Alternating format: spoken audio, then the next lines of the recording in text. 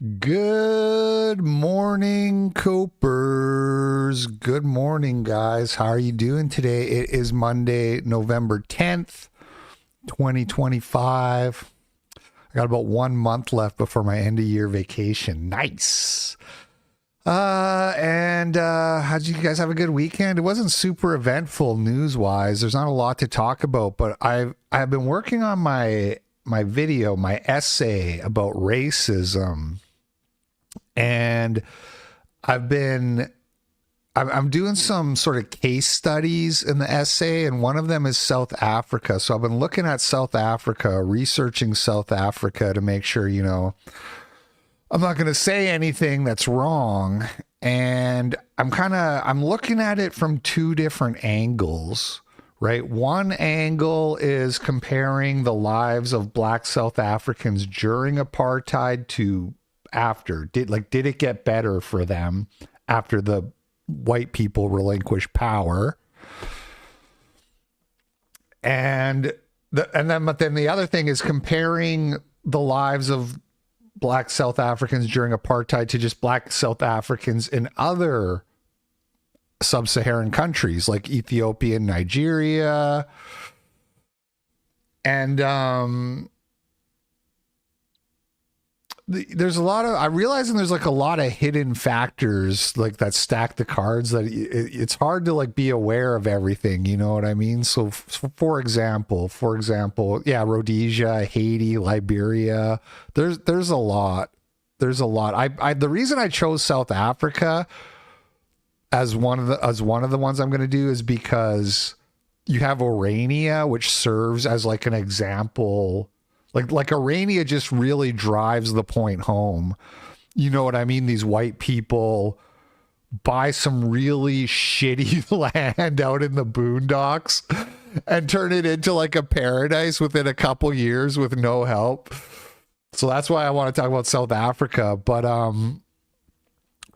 for example, when I'm talking about the cards being stacked, one thing I'd figured out was that because apartheid was so evil, they received no foreign aid during apartheid. They were boycotted.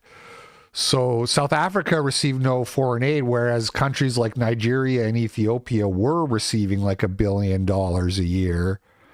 But it was still better to be in South Africa. And then after apartheid ended, they started flooding South Africa with foreign aid. So they started sending billions of dollars to, to make it look like the project was successful, the project of Black governance. They just start sending a ton of money.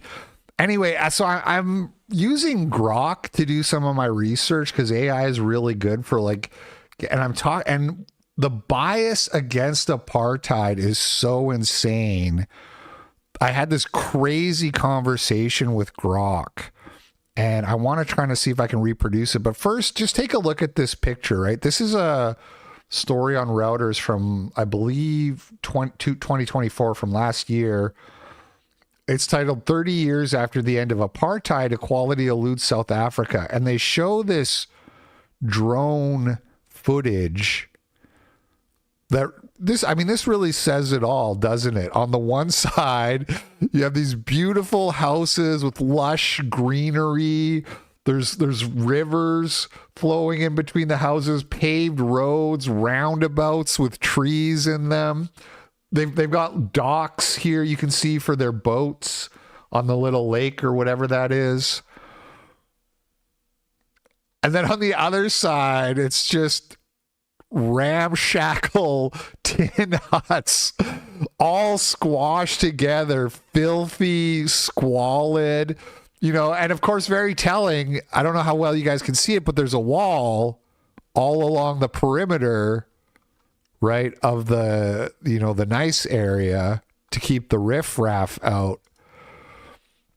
And so people will look at this, and there's basically it's like Scott Adams says, like we're all watching the same movie, but we see two different movies. You know what I mean? People like us, the racists, will look at this and be like, wow, white people create awesome places to live, And Africans do not. Africans create shantytown shitholes, squalid shantytown shitholes. And then the liberals, or whatever you want to call them, they'll look at this and think like, oh, well, the only reason the white area looks nice is because they like oppress the blacks and force them to, you know, work in the mines or whatever.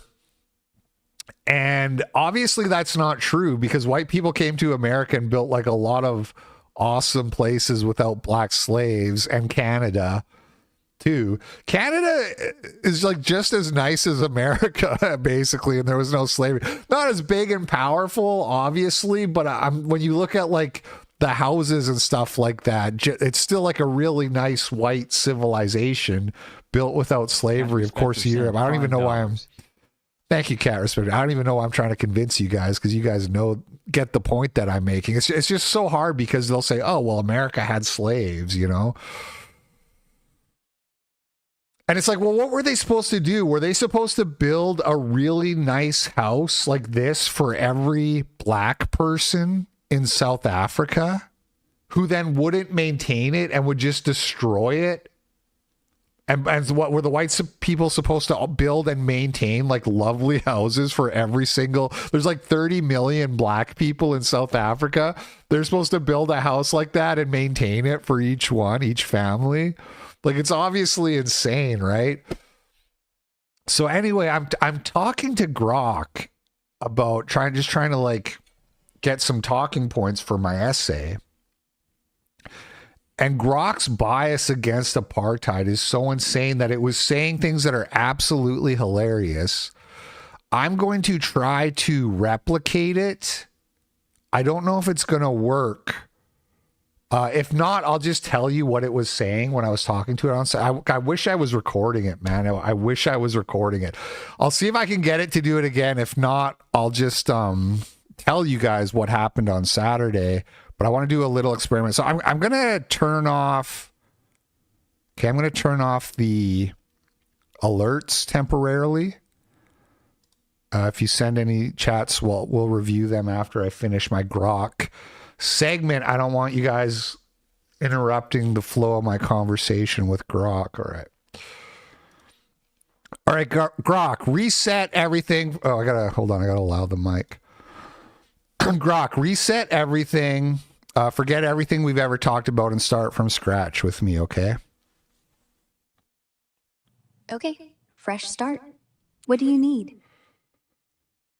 Okay, I want to rank sub-Saharan African countries by quality of life. And specifically what I want to know is how the blacks living in apartheid South Africa compared to blacks in other countries. So I want you to rank all the sub-Saharan countries using only the following empirical metrics, okay? Literacy rates, life expectancy, and average income. If you were to take those three metrics and rank all the countries in order, where would South Africa be on the list? And where would Nigeria be? And where would Ethiopia be?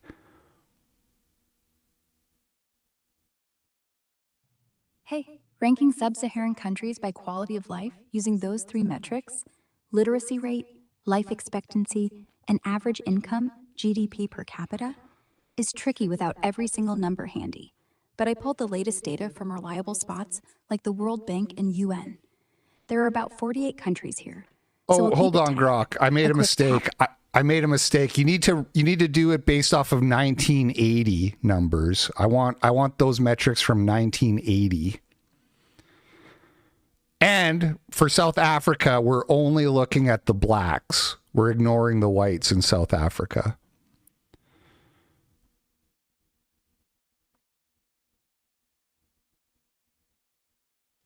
Got it. Sticking to 1980 data from World Bank and UN sources. Rankings based on an average of the three metrics: literacy, percent, life expectancy, years, and GDP per capita, US dollars. Well, crap, not GDP per capita, average income, please.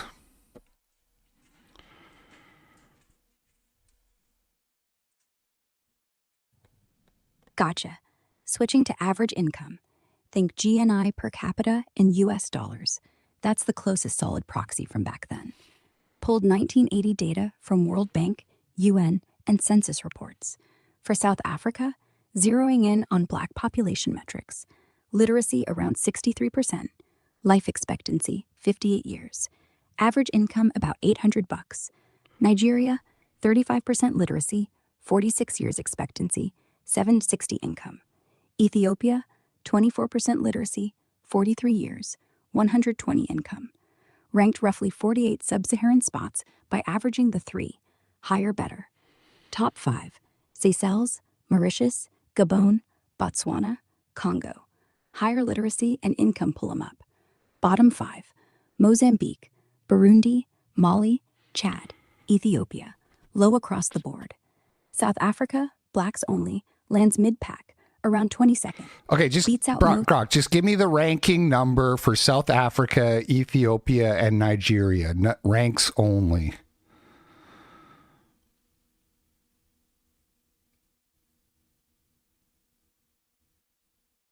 South Africa, rank 12. Ethiopia, rank 47. Nigeria, rank 36. It's not working. Damn it. Damn it. All right, stop, pause. It ranked Nigeria way higher than South Africa. And then when I asked it to explain its rankings, it was like, well, the reason South Africa has like such bad literacy is because the white people went to really good schools, but the black people went to like shitty Bantu schools.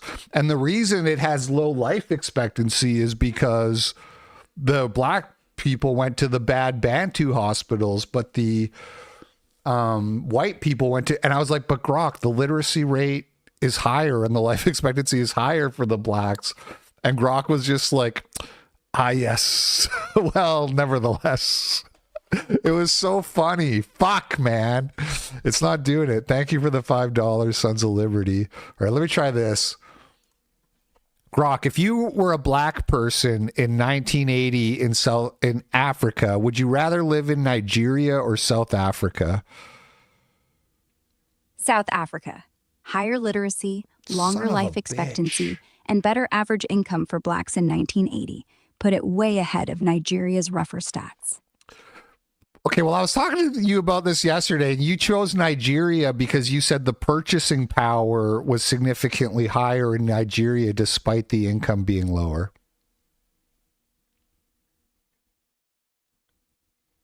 Yeah, you're right. I must have been digging into PPP angles yesterday, where oil boom vibes made Nigeria's bucks stretch further locally back then.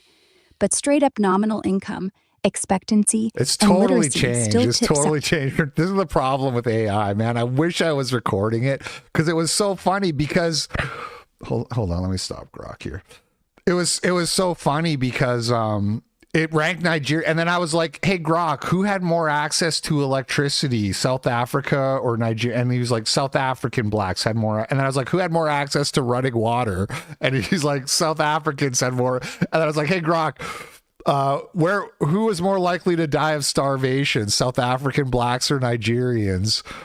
And just, Nigerians were more likely to starve to death. And I was like, "Where would you rather live?" And Grok was like, "Nigeria." And I was like, so just to be clear, higher literacy, higher life expectancy, higher average income, more access to electricity, more access to running water, and less likely to die of starvation and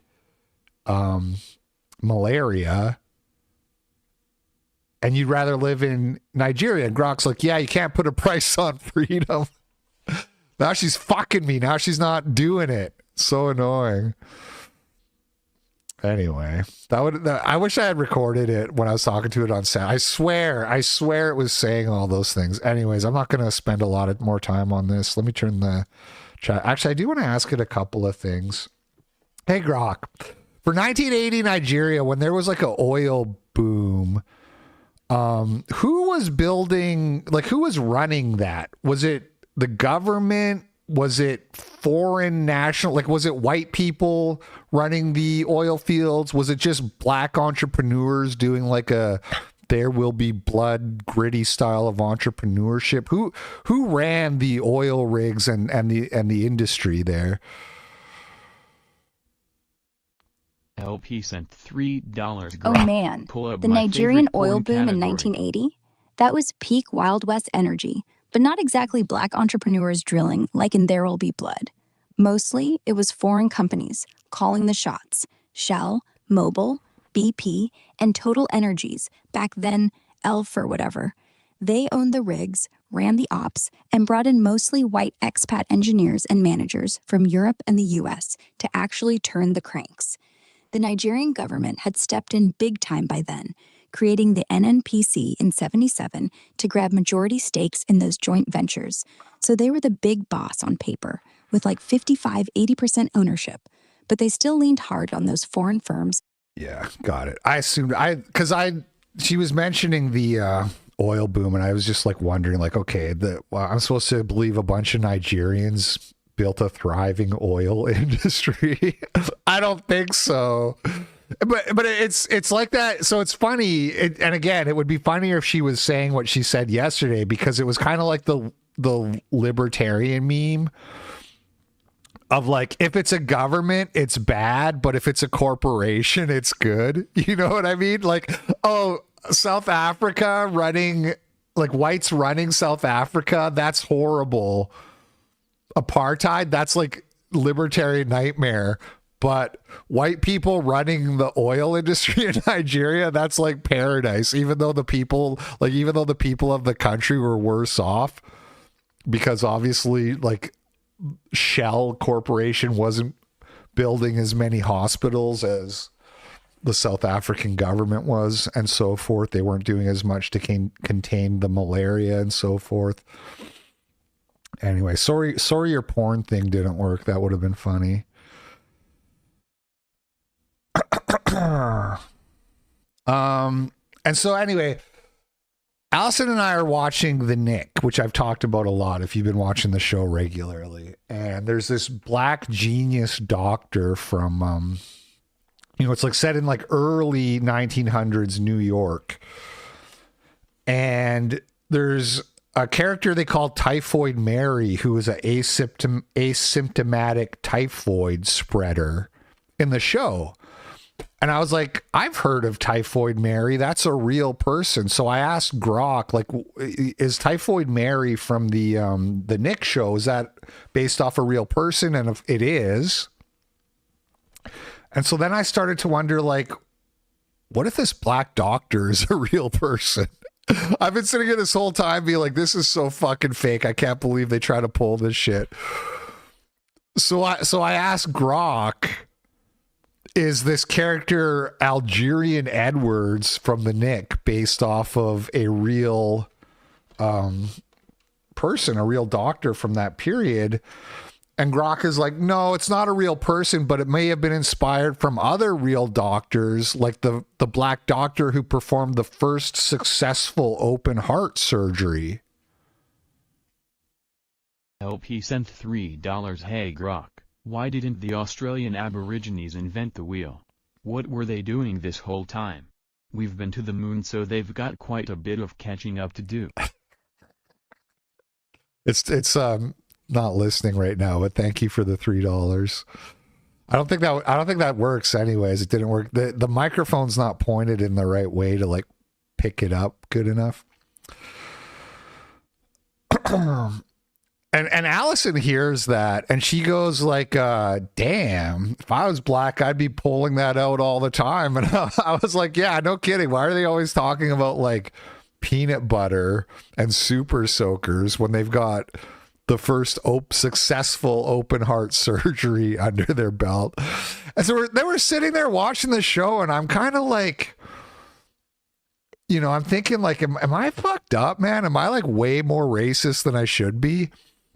Because, I plan to go back and debate this guy on No Jumper, which the Haiti thing ties into, because that came up in the first debate. And I'm thinking about how, like, I'm going to present this guy reams and reams and reams of evidence about how he's wrong about everything. And he's not going to like change his position at all. And that's why I have such contempt. And then I'm like, oh, wait, there were genius black doctors in the early 1900s. Maybe I need to update my worldview. And then I looked the guy up. Because I'm sitting there, I was like, I gotta look at a picture of this guy. There he is. Dr. Daniel Hale Williams. This is another picture of him from his Wikipedia page. And what's funny too is there's like right when they depict him in art, they like obviously darken his skin, you know? I'm not saying he doesn't have black heritage because he obviously did. I looked into his family history and all that. But he basically looks like exactly what I expected. I was just like, wait, I got to see this guy. And if I showed you a picture of this guy and I told you to tell me his ethnicity, nobody would say black. Absolutely nobody would say, oh, that's a black man.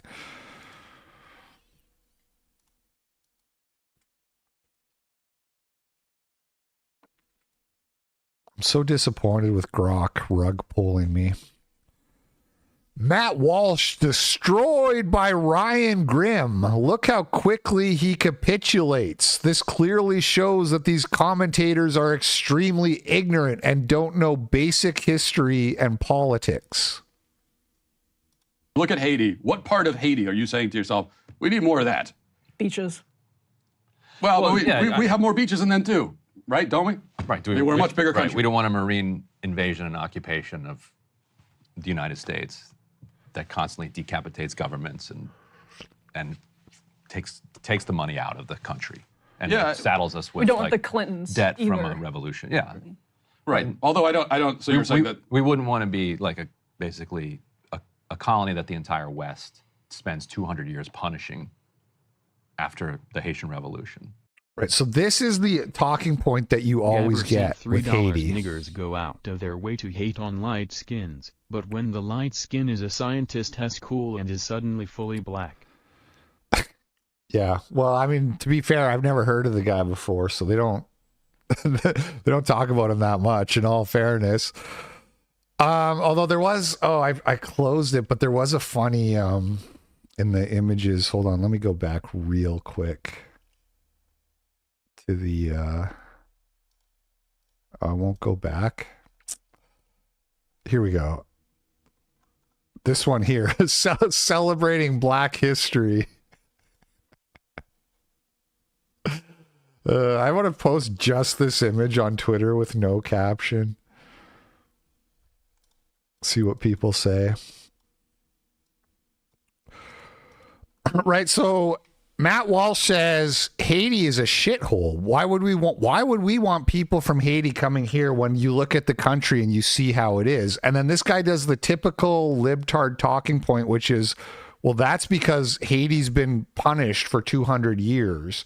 Like, the reason Haiti's a shithole is because white people are bitter and resentful about the Haitian Revolution from 200 years ago.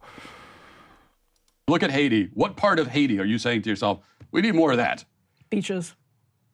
Well, we have more beaches than them too, right? Don't we? Right. We're a much bigger country. We don't want a marine invasion and occupation of... A marine invasion and occupation. So what happened was, and we're going to look at this, and we're going to ask Grok about it too, which I haven't done yet, is the Marines were sent to Haiti to rebuild it multiple Anonymous times. sent $3. Thank you.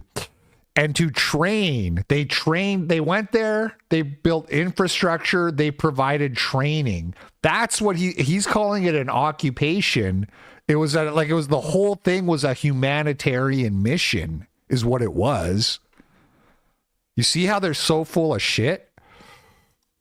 The United States that constantly decapitates governments and takes the money out of the country and Yeah. saddles us with We don't want the like, Clintons Right. We extract money from Haiti too, by the way, debt from a either. revolution. Yeah. Right. and saddled the country with debt from the revolution. So these are all the talking points. And again, this came up in the No Jumper, and I like an hour later, I was sitting in my hotel room after that podcast, and I was like, "Oh man, why didn't I bring up foreign aid to Haiti?" Because Haiti has received about 26 times more foreign aid than it paid in reparations. It paid about 500 million in reparations, which is like, that's if you look in by today's value, but it's received like 13 billion in foreign aid. So, they're like, "Oh, you made them pay." It's like, well, we gave them 26 times more money than they paid. So why is it still a huge shithole if that's the reason? Like, that just doesn't make any sense. Although I don't. So you're saying that We wouldn't want to be. Oh, don't get me wrong. Haiti is a wealthy island. When the French colonies were on Haiti, it was super wealthy. There's a lot of wealth there. The French people built like beautiful, huge mansions in Haiti, and because there's all these like resources. But black people don't know how to do anything with that. It's like I was talking to my libtard brother-in-law, the husband of the woman who's causing all this drama in the family. This was back before all the drama started. They don't talk to me anymore. They don't fuck with me no more. But it was after the No Jumper thing, and we were at a bar. We went to do karaoke, and we're sitting there having drinks, and me and him are talking about all this race stuff, right? And he thought the black guy on No Jumper cooked me, And I hit him with my favorite argument, the same one that is, to me, this is like the knockout punch for racism. I said, "Look at Africa." Hey man, I know you want to believe that we just need good schools and less oppression and this and that. Google. Make a fart noise. It's okay. Oh, you did say okay. Yeah, it didn't work. But have you ever looked at Africa? Counterpoint. Have you ever looked at Africa? And he said, "Well, I don't think they have resources in Africa." I was like, dude, pull out your phone and Google what continent has the most natural resources, right? It's the richest. But putting aside the fact that it has the most resources, it's so crazy. You're looking at people who like stick bones through their noses and engage in cannibalism and like rape, like it's just like a hobby, like it's just a thing, and so on and so forth. And I've never built much more than like squalid little ramshacks like we saw in South Africa there. And you're looking at those people and you're thinking, if they had copper and gold in the dirt beneath them, they'd be producing Shakespeare's and Mozart's. If only there was copper that they could mine in Africa, they would have produced their own versions of Shakespeare and Mozart back in the, whenever those guys were alive. That's so crazy. Like basically a colony that the entire West spends 200 years punishing after the Haitian Revolution. I get that. 200 years punishing is when you constantly go there to build infrastructure, provide training, and give humanitarian aid and money. That's punishing. I understand that, but also at a certain We point, wouldn't want that. No, yes. we wouldn't want that. But I would also say that that's not. I would want that if that's a if $13 billion in humanitarian and aid is a punishment, then punish me, Daddy. Entirely why Haiti's in the position that it's in. I mean, at a certain point, as a country, you have to stand on your own 2 feet and take care of yourself. And But at what point is that? They elect Aristide, and we overthrow Aristide. Then they elect Jovenel Moïse. Tristan Jovenel J. Moïse. sent $3. Haiti is the slave rebellion that won and got to go out on their own. The other half Dominica Rep is the slaves staying on the plantation under the French before being given independence, and the results are in. Yeah, of course. Same with Jamaica, but all of these places have only gone downhill. Like the crime rates and just it's only gone massively downhill since giving them independence and equality. Is assassinated a bunch of people with American connections, and then we install in 2021, like the United States installed the prime minister that we just ousted. Like, so we could say, okay, like, yeah. What is your point? Like, these people aren't all fucking corrupt and incompetent. And now Haiti's run by a warlord named Barbecue, and then they do voodoo and they do cannibalism. When they can't find cats to eat, they eat each other. Is that America's fault? Is that because of the president? If we had let Haiti keep their president, which I don't even know that much about what he's talking about. I don't know why we did all that. But if we didn't do that, then they wouldn't be eating cats and people. You got to get over the 200 years ago, but like we're still doing it. Yeah, I mean, and I'm not in favor of. I'm very non-interventionist in my policies, so I'm not in favor of most of the things that we're doing in other countries. We just made the new government in Haiti, in a hotel room in Jamaica, and then we insisted that whatever government we made in Jamaica had to allow Kenyan troops to come in under the flag of the UN in order to go to war with the gangs. Yeah, I'm not. Look, why don't we just? Yeah. Well, wait, they're trying to stop the gang crime. This is what I'm saying. When Jamaica was given independence, which don't quote me on this, but I want to say around 1950-ish.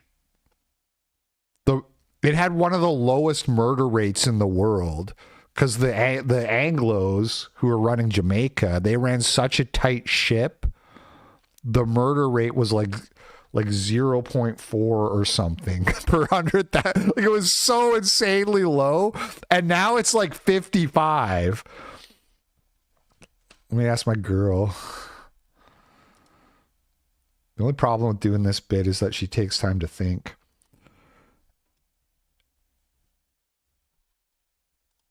Hey, Grok, what year did Jamaica gain independence, and what was the murder rate in Jamaica that year, and what is the current murder rate in Jamaica?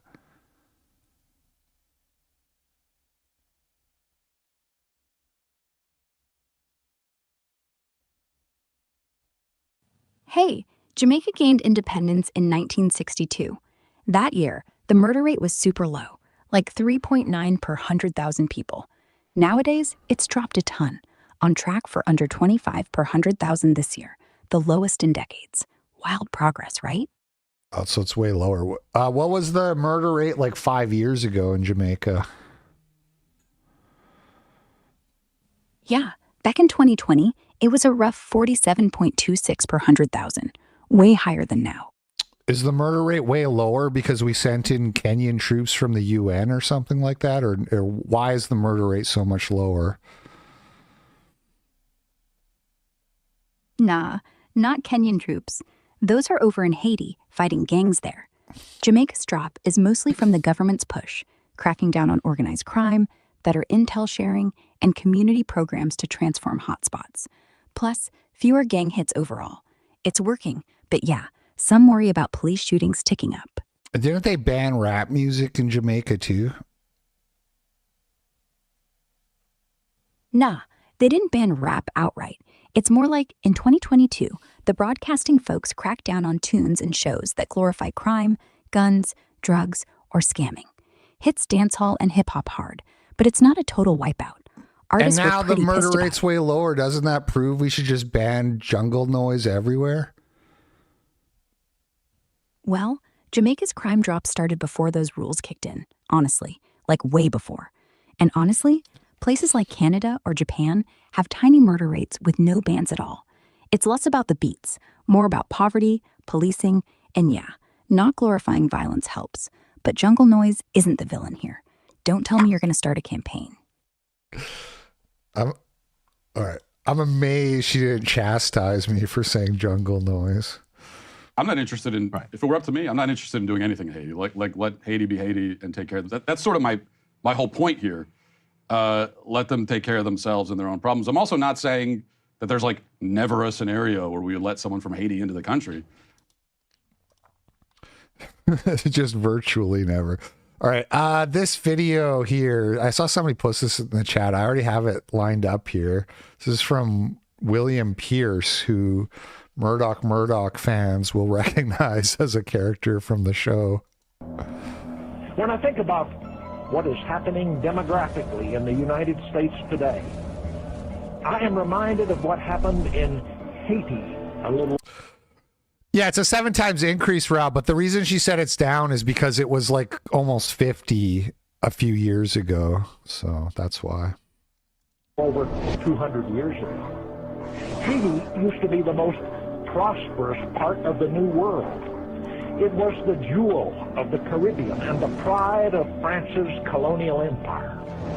Great mansions dotted the countryside, and the social life in Haiti's towns rivaled that in the cities of France.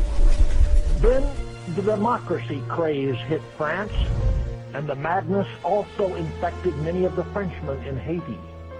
Liberty, equality, and brotherhood were to be applied even to the black plantation workers who had been brought to Haiti from Africa. That was the politically correct thing, and political correctness had deranged just enough of Haiti's French population so that the population as a whole was not able to put up any sort of solid front against the madness.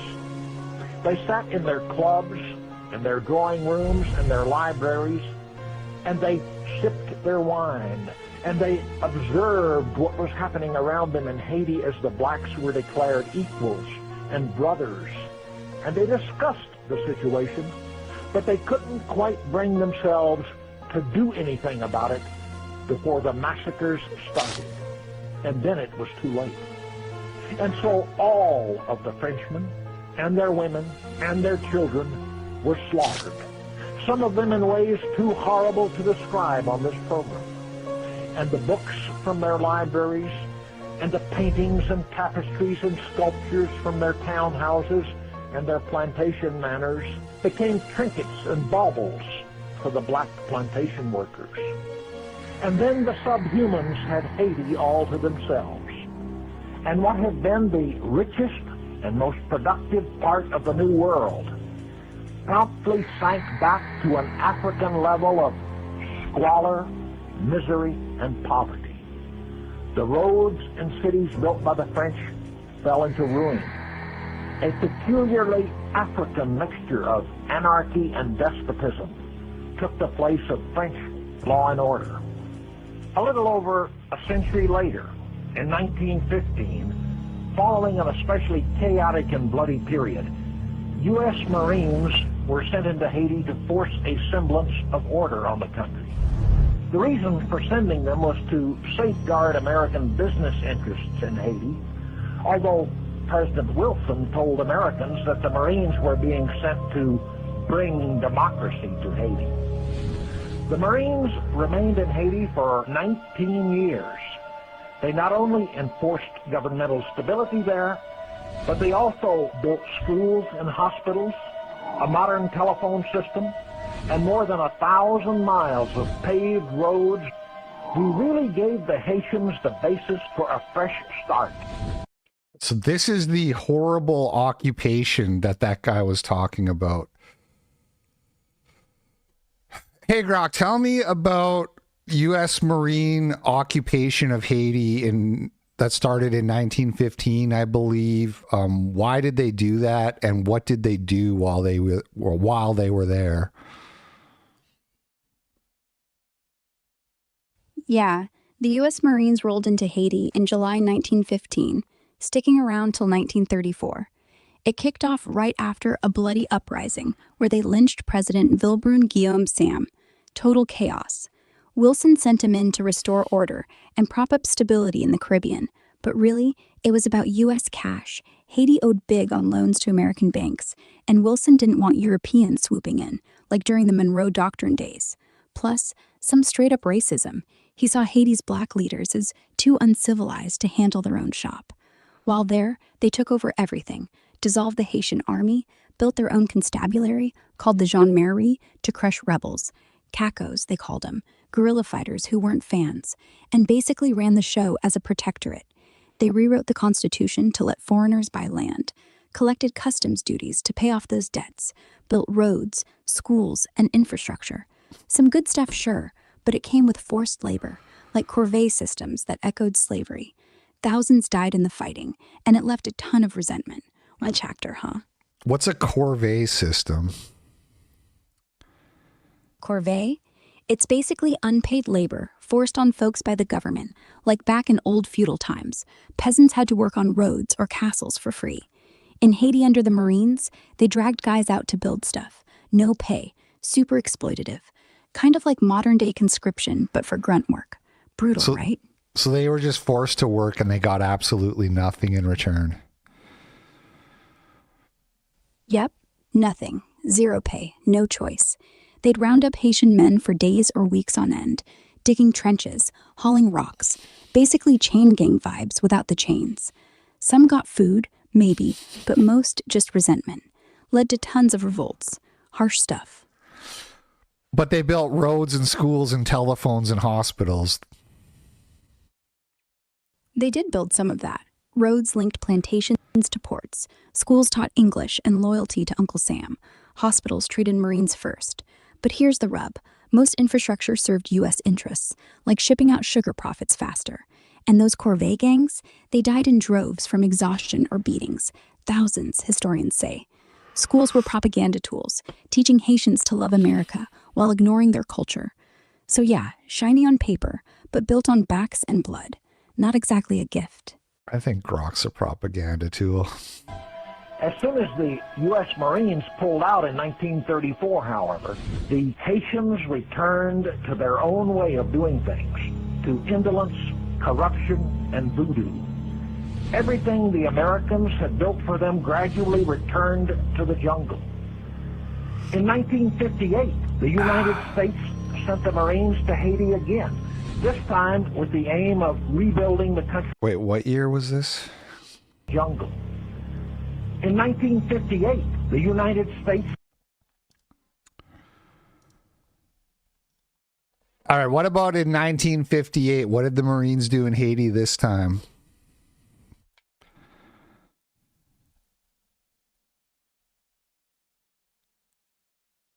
Oh, 1958 in Haiti? That was Francois Duvalier's first year as president, and things got dicey quick. There was a botched coup attempt in July by some Haitian ex-officers and American mercenaries. They landed on the coast, but got squashed fast by Duvalier's forces. No Marines involved in the fighting there, though.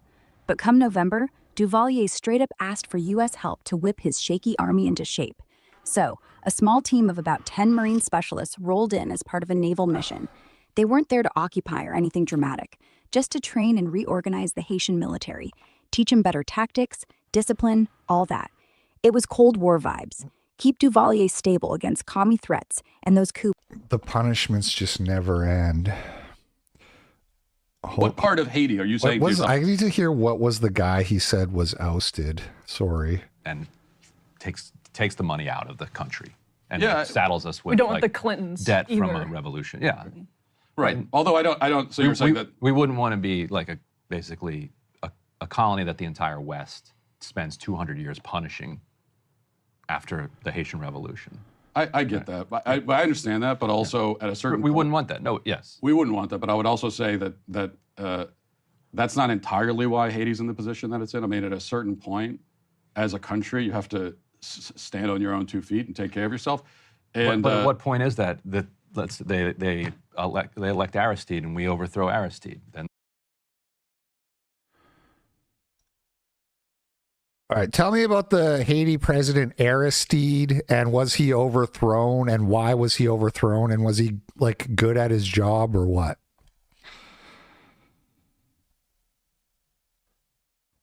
Oh, Aristide? Yeah, Jean-Bertrand Aristide, the firebrand priest who rose from slums to Haiti's first democratically elected pres in 1990, charismatic as hell, spoke for the poor, pushed literacy programs, health clinics for the masses, and even disbanded that rotten army that terrorized folks for decades. Loved by the base for fighting inequality, but critics slammed him for economic stumbles, like inflation spiking and not delivering jobs fast enough. Some called him authoritarian, accusing him of backing vigilante groups against rivals.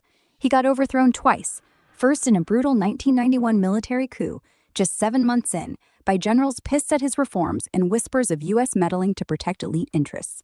Exiled, but U.S. troops brought him back in '94 to finish his term. Then, boom, 2004, another rebel uprising backed by shady ex-military types, and poof, he vanishes to Africa. Official line? He resigned under pressure, but he swore it was a U.S.-orchestrated kidnapping, with France egging it on to squash his populist vibe and keep Haiti stable for foreign cash. Chaos followed. Coups, earthquakes, you name it. So there's no actual evidence that the U.S. government was involved in ousting this guy. And in fact, it sounds like they were helping him as much as they could.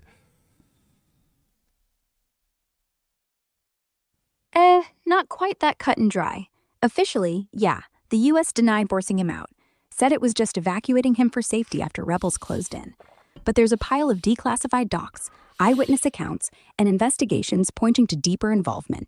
U.S. agents funneled cash to opposition groups, trained ex-military rebels who led the uprising, and even pressured Aristide to resign under threat of total chaos. Aristide himself called it a kidnapping, and folks like the UN and Amnesty backed claims of U.S. orchestration. Why though? Why didn't the U.S. like this guy? Because he scared the hell out of them. Aristide wasn't just some reformer. He talked real revolution, nationalizing foreign-owned stuff like sweatshops, kicking out corrupt elites tied to U.S. banks, and cozying up to Cuba and Venezuela for oil deals. That freaked Washington out during Bush's war on terror. They saw him as a leftist wildcard, destabilizing the backyard. Plus, he rallied the poor masses against multinational corps sucking Haiti dry. Think free. It's just the narrative. It's always so like, it's like the same with Nelson Mandela. Right? Like Nelson Mandela was just this absolutely heroic man of the people. It's so one-sided. I can't fucking stand it, dude. No wonder people's brains are so fried. They just hear this shit nonstop and they just think like this is the whole story. Some like man of the people preacher in Haiti who just wanted to feed the poor and build schools was ousted by evil capitalists and bankers. You know what I mean? There's got to be fucking more to it than that, but you can't get it. You can only get one side of the story. Oh, it's so frustrating. Sent the Marines to Haiti again, this time with the aim of rebuilding the country's economy and infrastructure so that it would not succumb to communist influences. Again, we spent hundreds of millions of dollars rebuilding what the Haitians had wrecked and training thousands of them in the skills needed to keep the country running.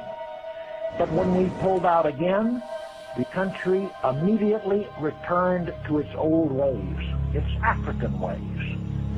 And in 1994, we tried the same foolishness all over again, claiming that we were restoring democracy to 84.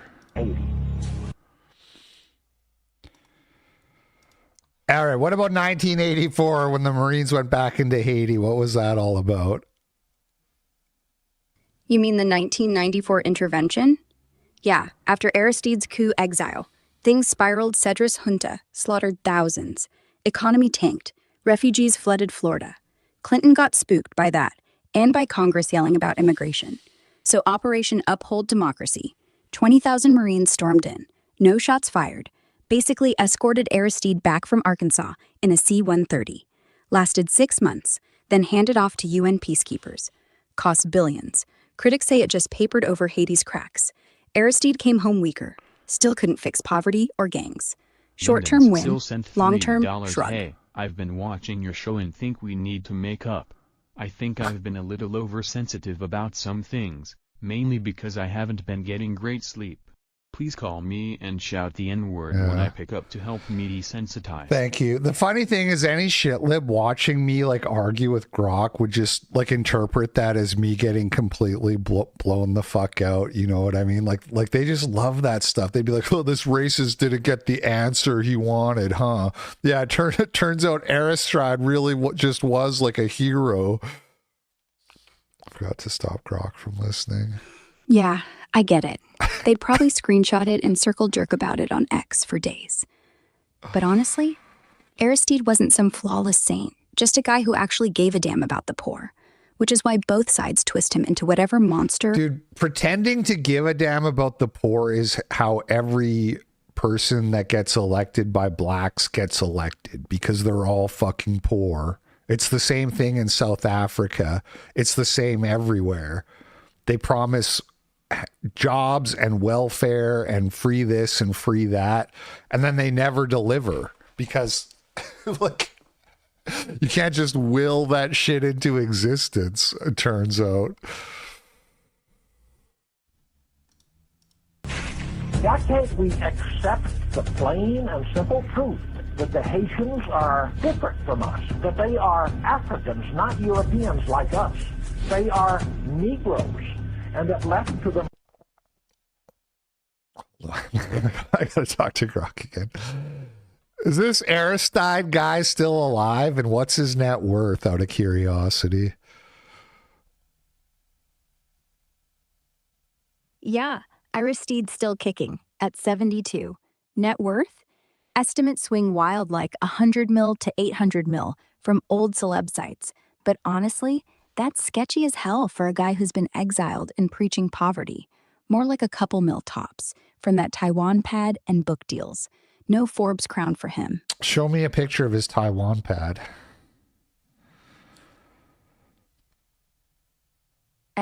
Try digging. But there's no public pics of Aristide's Taiwan pad floating around online.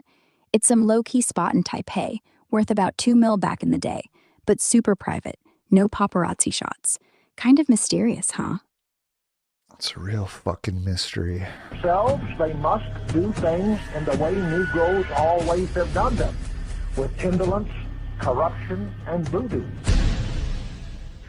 I have in front of me a book on Haiti written by a British scholar, Hesketh Pritchard. And the title All right, of this you get the book idea. is, He talks about this book. This guy went to Haiti and spent years there writing this book, and he concluded that they can't govern themselves. If you want to watch the rest of the video, it's called Lessons from Haiti, Dr. William Pierce on BitChute.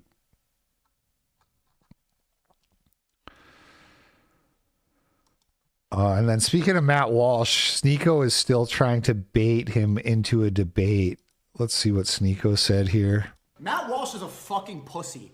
What he's trying to do is get the audience to think that I'm a 70 IQ communist third worldist. If I'm so retarded, Matt Walsh, then ask your dad to debate me. Call up Ben Shapiro and say, please, daddy, can I debate the guy that I'm so angry at? And you know what happened? He probably did. And he said, no, nah, hung up the phone. Or he's just a fucking pussy and realizes he knows he's on the wrong side of history. He cannot defend his points. So he's going to continue to say that, oh, I'm Haitian and I'm a communist and I'm a terrorist and I'm an Islamist. Nobody believes this fucking bullshit anymore. People are tired of it. Matt Walsh, shut the fuck up or just debate. Stop tweeting at me. You're wasting everyone's time. Just like your boss, Ben Shapiro, is wasting away eating at this country. Shut the fuck up or debate. If I'm retarded, you would be able to debate me. If a retard that I disagreed with said, hey, debate me, I would debate him because it's a retard. It's a 70 IQ retard. Now everybody knows that you're disingenuous. You don't mean what you say. Disingenuous. You can debate transgender college students, but when it comes to the retarded communist Haitian, now you're scared. What is a woman? Two genders. That's all you can debate is two genders. Shut up. You're selling out your country. Matt Walsh versus Sneeko is not really the one we want, is it? We want Matt versus Fuentes. Walsh says, why would I debate Israel's influence on American politics? I don't think any foreign government should have any influence over our country. He wants me to defend a position I don't even hold because he's too chicken shit to debate the areas where we actually disagree, such as his love of communism, his romanticization of sent third. $3 whites left alone build St. Peter's Basilica and send a camera to take a photo of the edge of the universe for fun. Blacks left alone walk around in circles, think yesterday is tomorrow and inevitably eat each other. It's so true. Thank you, Tristan Chase. I mean, that's just what it is. It's that picture from South Africa of the two different worlds. That's all. It's literally the whole thing.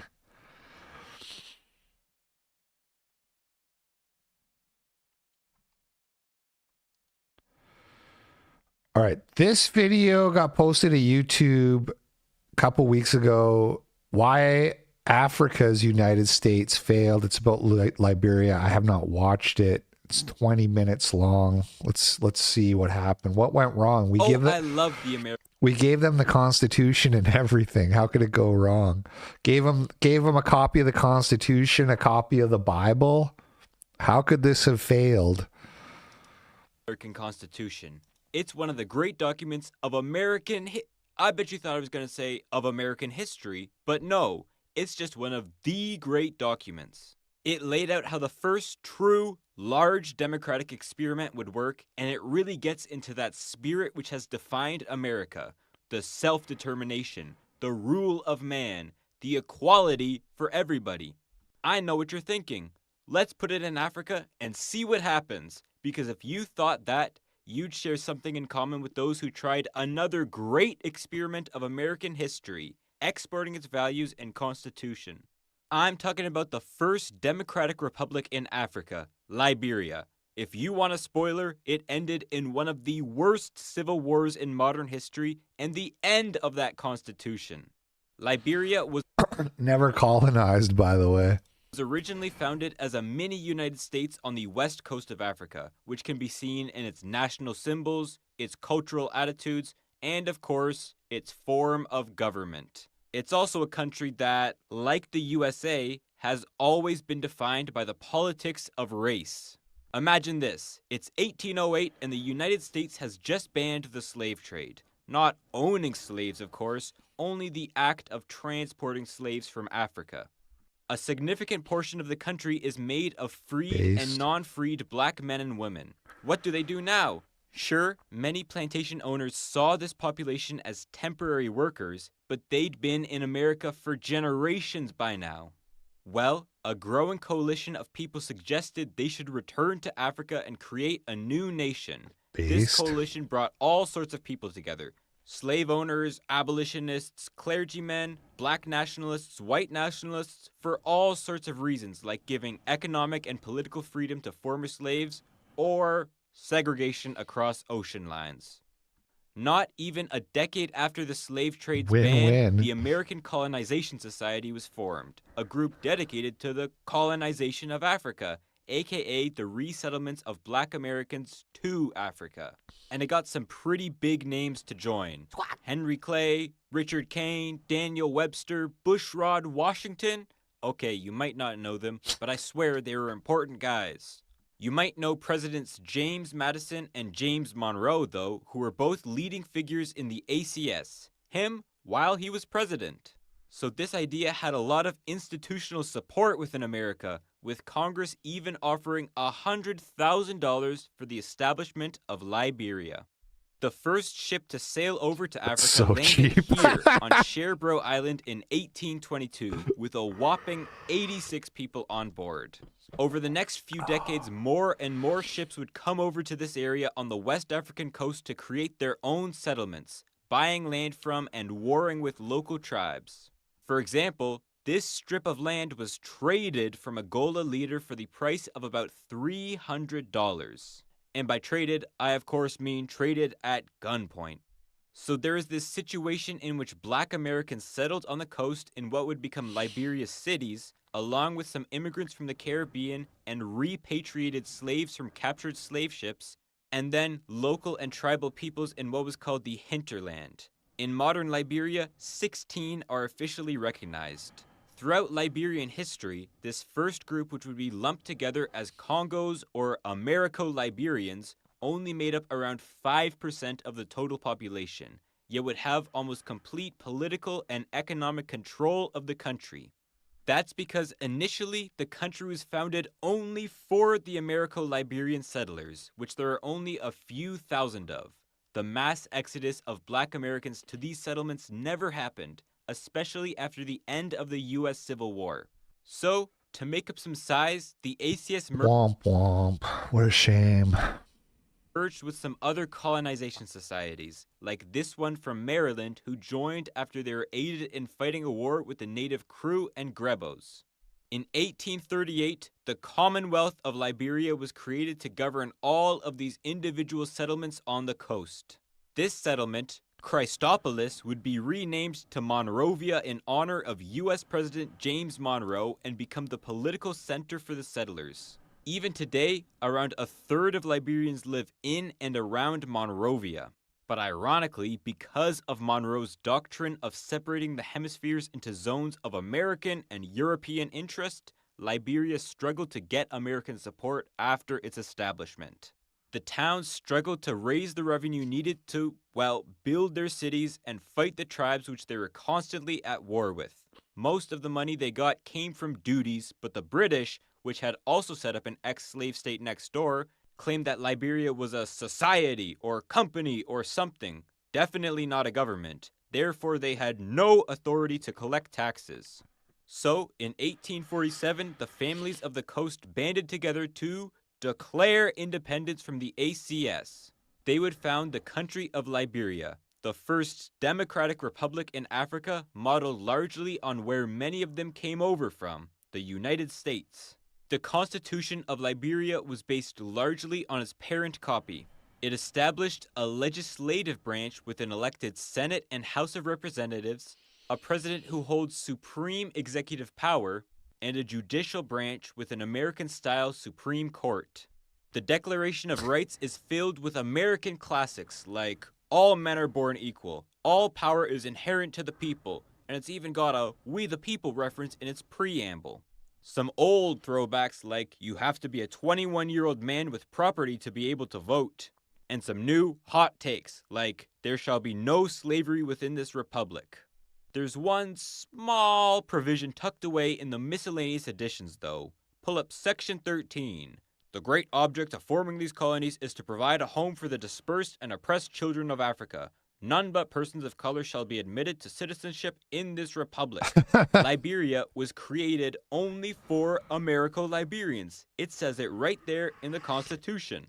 It also says in sections 14 and 15 that you can't buy land from Native Africans and the improvement of Native lives is an object of the government. However, neither would become true. The hinterlands were ruled fairly autocratically by president-appointed paramount chiefs alongside Americo-Liberian district commissioners, creating what was essentially two separate legal systems, economies, and societies. The Americo-Liberian population spent the next century and a third monopolizing all the power in Liberia.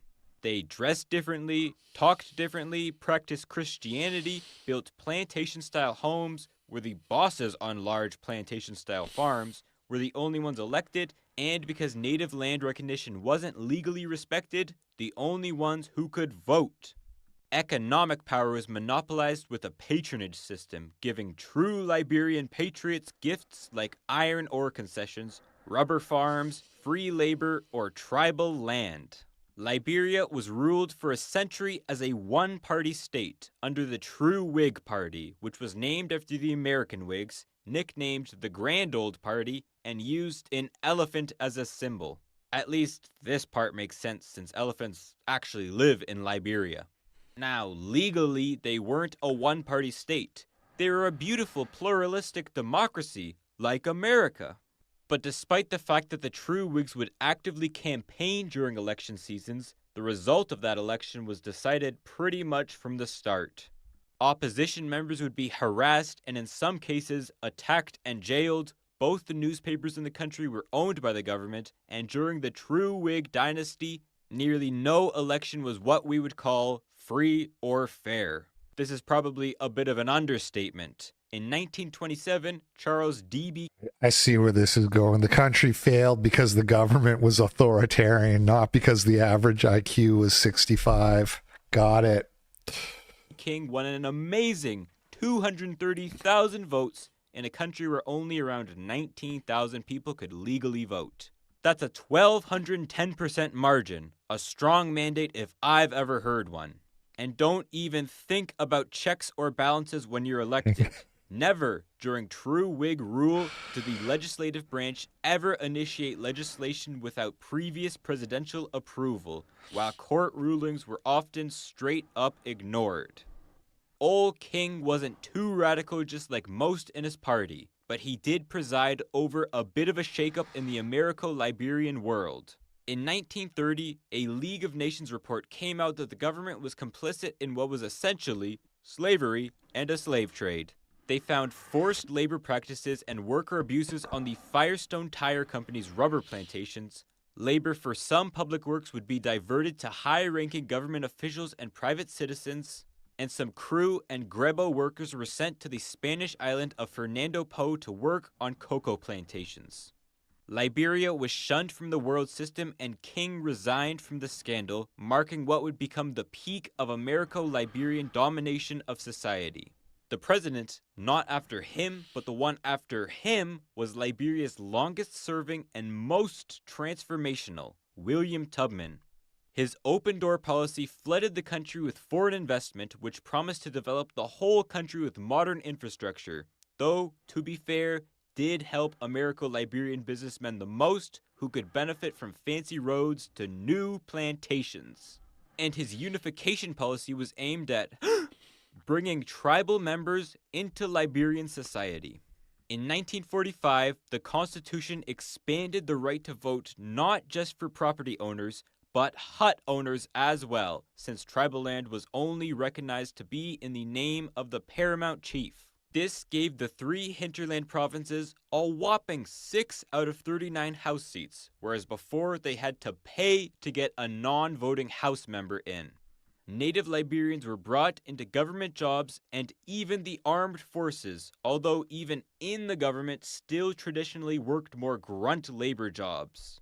Making the country institutionally stronger, maybe. Institutionally weaker, perhaps. Institutionally different, yes, and a major vibe shift for sure.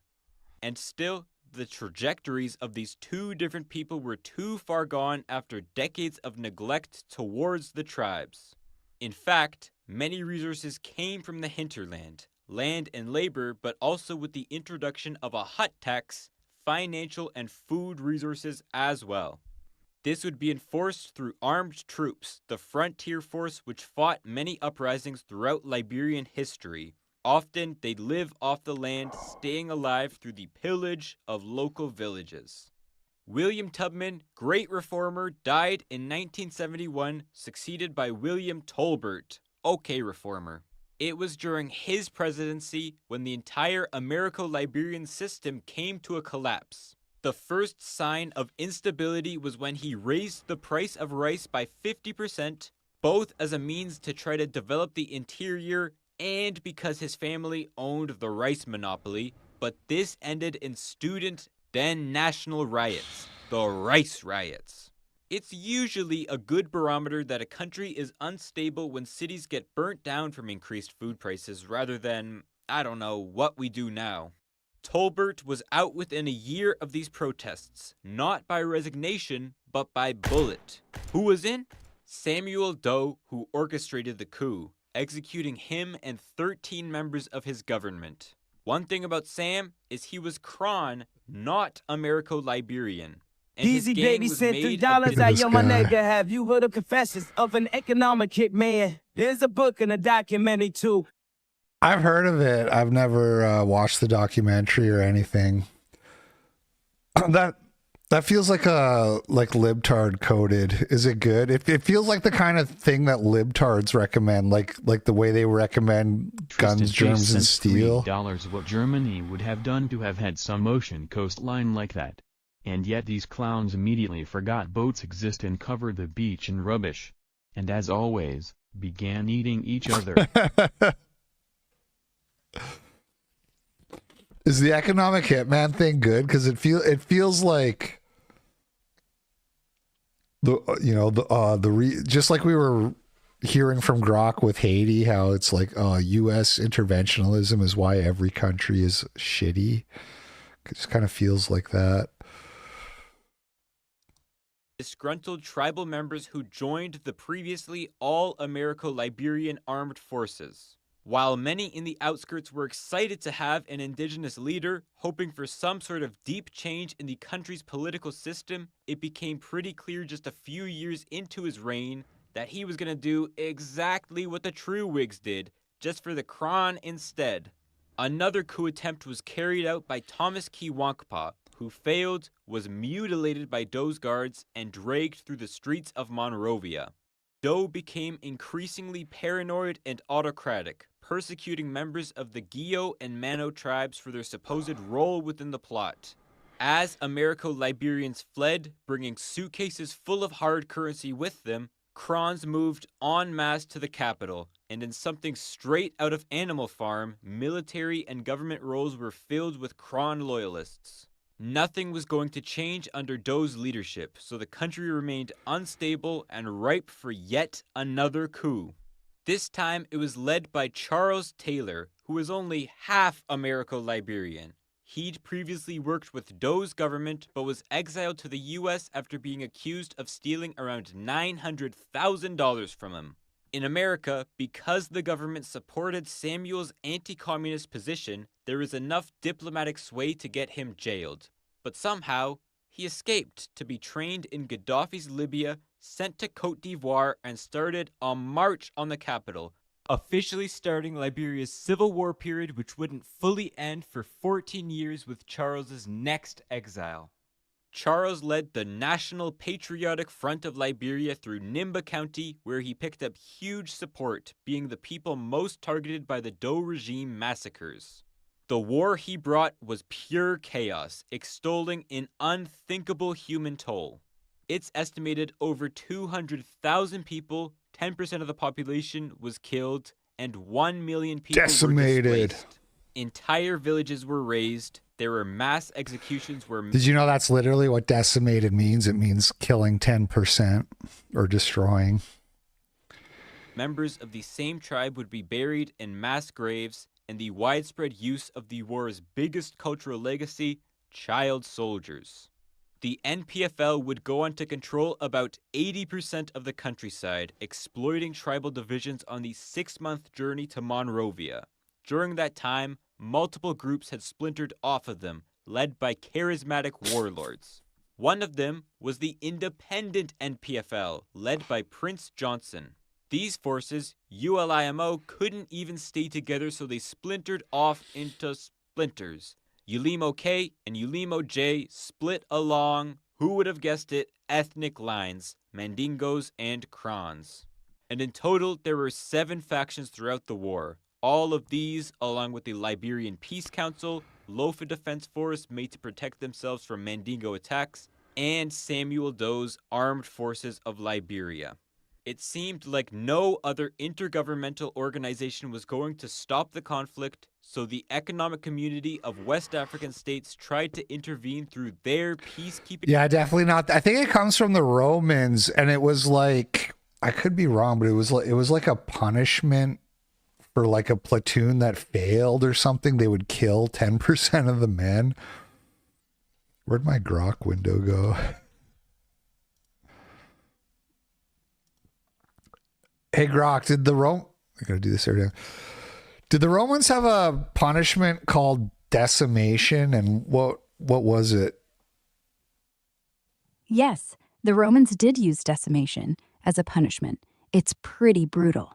It meant every 10th soldier in a mutinous or cowardly unit got picked by lottery and executed by their own comrades, usually clubbed to death with Got it.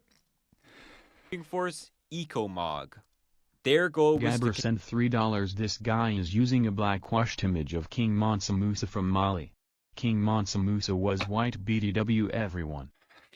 I always wonder about, because I know that's what Robert Sepper says. I don't know, man. I don't know. I'm a little bit iffy on that.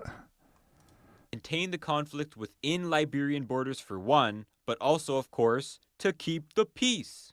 Monrovia had degenerated into a ghost town with looting, killing, displacement, and just general chaos. And throughout this whole ordeal, Samuel Doe was cooped up in his executive mansion, waiting for the inevitable.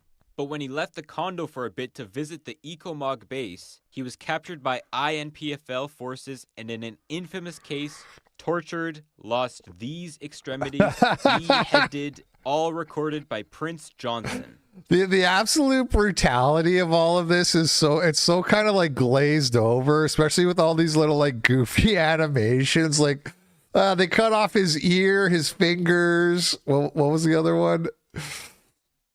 Dude, there's kind of a disconnect between the way the story is told and like how actually horrific it is, right? NPFL forces and in an infamous case, tortured, lost these extremities, beheaded, all recorded by Prince Johnson, which I feel It's like that. They said that other guy got like dragged through the street, you know? it would end most people's political It's like totally like horrific hellhole shit. careers in a democracy, but Prince was an elected senator until his death in 2024. ECOWAS had finally been able to get the parties to sign a couple of ceasefires. Now, the factions, after a decade of fighting, had been able to come together to create a lasting peace. What the country needed now was trust building, to rebuild its institutions, and a way to mend all the damages that were caused to each other. So, Liberia held its first fair election, possibly in its history, and who won? Oh, Charles Taylor won, in a massive landslide. Yeah, there's no trust to be built by this. Many Liberians voted for him because they believed fighting would continue unless he won the election. You know, because he started the Civil War and all. In fact, one of the more infamous slogans from his campaign was, "He killed my ma, he killed my pa, but I'll still vote for him." Taylor quickly created an authoritarian regime, just like his predecessors, limiting political freedoms, especially of his less favored ethnic groups, and the economy was not the greatest as you can imagine after... Look at this squalid hellhole. All the businesses were literally destroyed. The inequality and poverty wasn't magically fixed by the election, and Liberia again slipped into war. This time attacked from the north by the Liberians United for Reconciliation and Democracy, LURD. The only thing on their agenda, Taylor must go. They then dropped a LURD turd on the country by doing what Charles had done 10 years before, picking up popular support in the outskirts and marching on the capital. By 2002, they were nearly outside of Monrovia. But like before, LURD split and the MODL launched attacks from the southeastern counties on both LURD territory and the government. This second round wouldn't end until Charles Taylor left. That was the whole point, right? And the pressure was too much for him by 2003 when he fled to Nigeria. 3 years later, after his capture at the Chad border, Charles Taylor became the first head of state since the Nuremberg trials to be indicted and arrested with war crimes and crimes against humanity for his role in the Civil War, as well as his support for Sierra Leone's blood diamond trade, and all these other things. Since 2011, he has been living here in a British prison cell. So at least that's a good ending. One of the themes of the Civil War period was the attempt of tribal leaders not to change how ethnocentric Liberian society was, but just to place their group in charge of the country. First, the Americo-Liberians built a completely unequal society under true Whig Party dominance. Then the Crons took over for a decade with Samuel Doe's coup. The Guios, Manos, Mandingos tried in the Civil War, and the Lofas... Right, so the reason Liberia failed was racism. Got it. The Second Civil War. Although it's done a much, much, much better job at keeping peace and ensuring freedom for most of its citizens, Liberia's history still haunts the country. By per capita output, Liberia is the poorest country on the West African coast, even lower than countries who went through similar situations like Sierra Leone and Cote d'Ivoire. Since 2006, it's practically been a brand new nation than the one that was originally founded 2 centuries ago. The one only for black American settlers and freed slaves. That is unfortunately the definition of a failed state. And it's safe to say, after all these years, that the great experiment in exporting the American government to Africa has failed. If you enjoyed this video, please do subscribe. It's free and the robots in YouTube's algorithm really do gobble it up. And consider checking out this video next, how Borneo became the only island on Earth split. They had no magic dirt. General Butt Naked. What do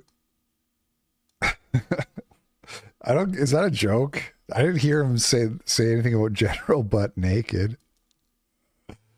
General Butt Naked is a Liberian preacher and philanthropist. Did they mention him in the video? I didn't catch that.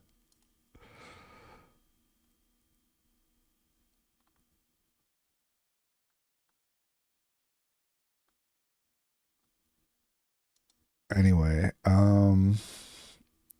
moving on. Hey, Grok, do you remember when we were talking about ranking sub-Saharan African countries in 1980? We did? I must have missed that. Maybe jog my memory? What about ranking those countries? I want you to rank those countries for quality of life on the metric of life expectancy, literacy rates, and average income. Not GDP per capita, but average income. And in the case of South Africa, I want you to look at only the black South Africans. Oh, right, that convo we were imagining. Let's dive in. Ranking all 40-plus sub-Saharan countries for 1980 quality of life based on life expectancy, literacy, and average income is tough with spotty data back then. But pulling from UN and World Bank archives, here's a top 5 out of the reliable ones like SA, Botswana, Zimbabwe, Zambia, Kenya. I averaged the metrics into a rough composite score. Higher's better. Grok, I've asked you to do this like 6 times, and the rankings change every single time. Why is Botswana at the top of the list? I thought it was like Seychelles and Mauritanius or whatever.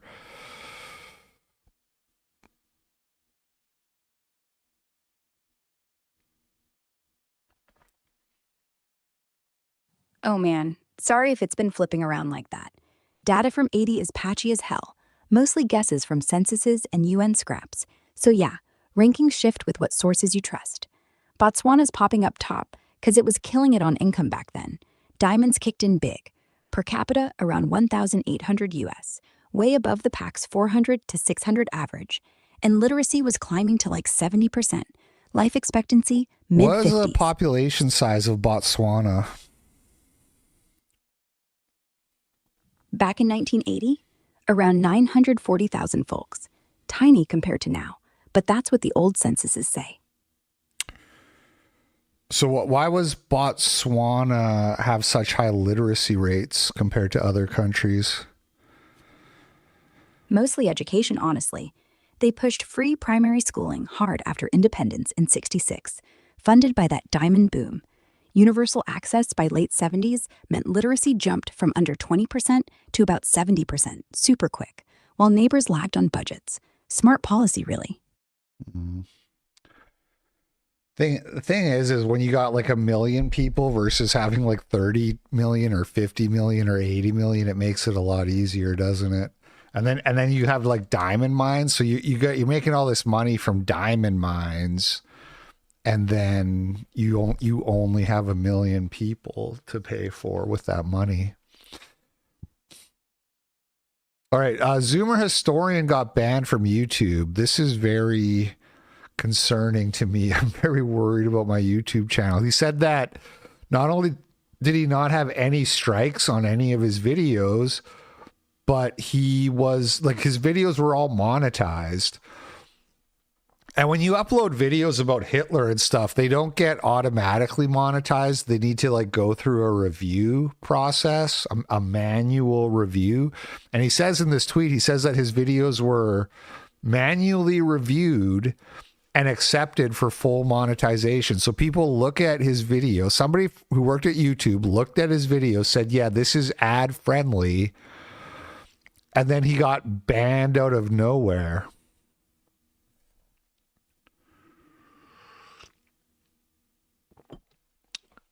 With almost 270,000 subscribers.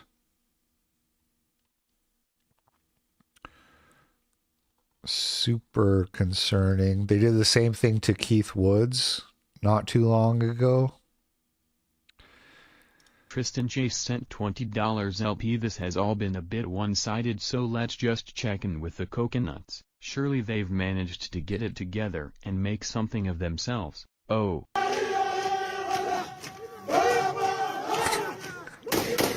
Where is this? Is this South Africa?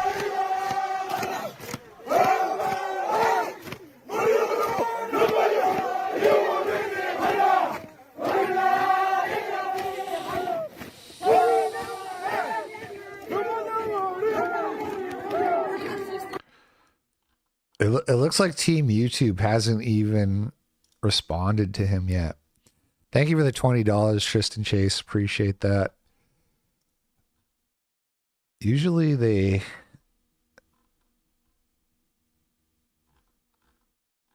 they'll say like, we're going to look into this or whatever. It looks like they're ignoring him so far.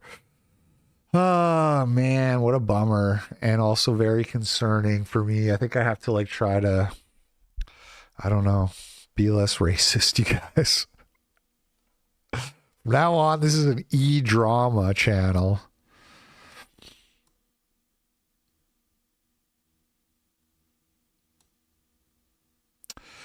And also, this clip went viral on Twitter. This is a World War II vet saying that he's not super stoked about the state of the country. This is, you know, segueing from Zoomer Historian, who made all these documentary videos about World War II. Let's check in on the original Antifas. Let's check in on the original anti-fascist. Of course I'm anti-fascist. My grandfather fought the fascists. Let's see how he's doing. What does Remembrance Sunday mean for you? What is your message? My message is, I can see in my mind's eye those rows and rows of white stones of all the hundreds of my friends and everybody else that gave their life. Don't give up your principles. I mean, first of all, that was a fucking joke. I'm not just doing, obviously, I'm here talking about Haiti and shit. First of all. Second of all, if you haven't at least just followed me on Rumble by now, what the fuck are you doing, man? If you're watching on YouTube right now and you haven't subscribed to my channel on Rumble, go do it right now, okay? Go do it right now, because I'm just going to disappear off of YouTube one of these days. $3. I recommend getting with Backlash. YouTube is about to make an example of many anti-Semitism very soon. YouTube is a sinking ship.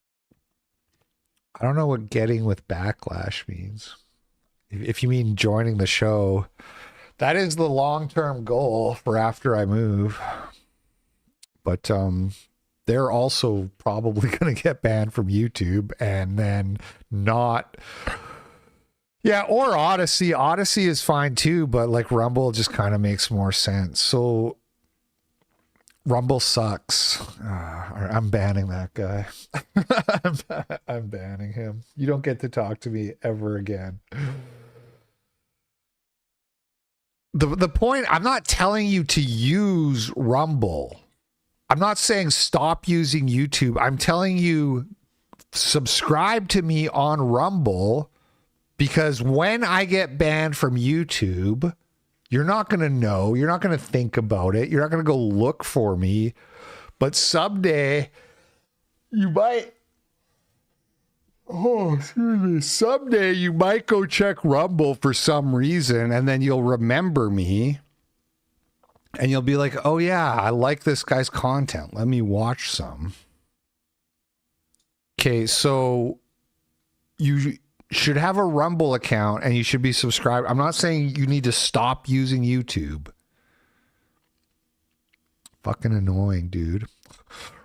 Use Rumble? No way, man. You know how many features YouTube has? This is why we can't win ever. It's like, oh, you think there's going to be a civil war? It's like, yeah, there's not going to be a civil war. It doesn't matter. You're gonna be on a fucking 120-year mortgage. Your kids are gonna be on a 120-year mortgage, and you're not gonna revolt because you're gonna be watching the NFL on YouTube and playing Call of Duty 17. You're gonna be too busy doing that to fight a civil war. So annoying. I hate the regime and the current state of things, but I would never, ever, ever suffer the most minor inconvenience to my comfort. I absolutely hate the regime and the Jewish supremacy and all of that, but I would never, ever, ever use a slightly worse website just because it has free speech. I saw American Krogan was back on X. I saw him tweeting. He's doing some kind of like podcast with somebody or something. I followed him. Man, that guy made some good videos.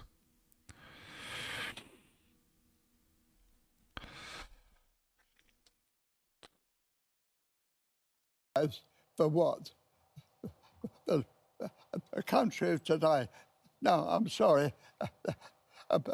The sacrifice wasn't worth the result that it is now.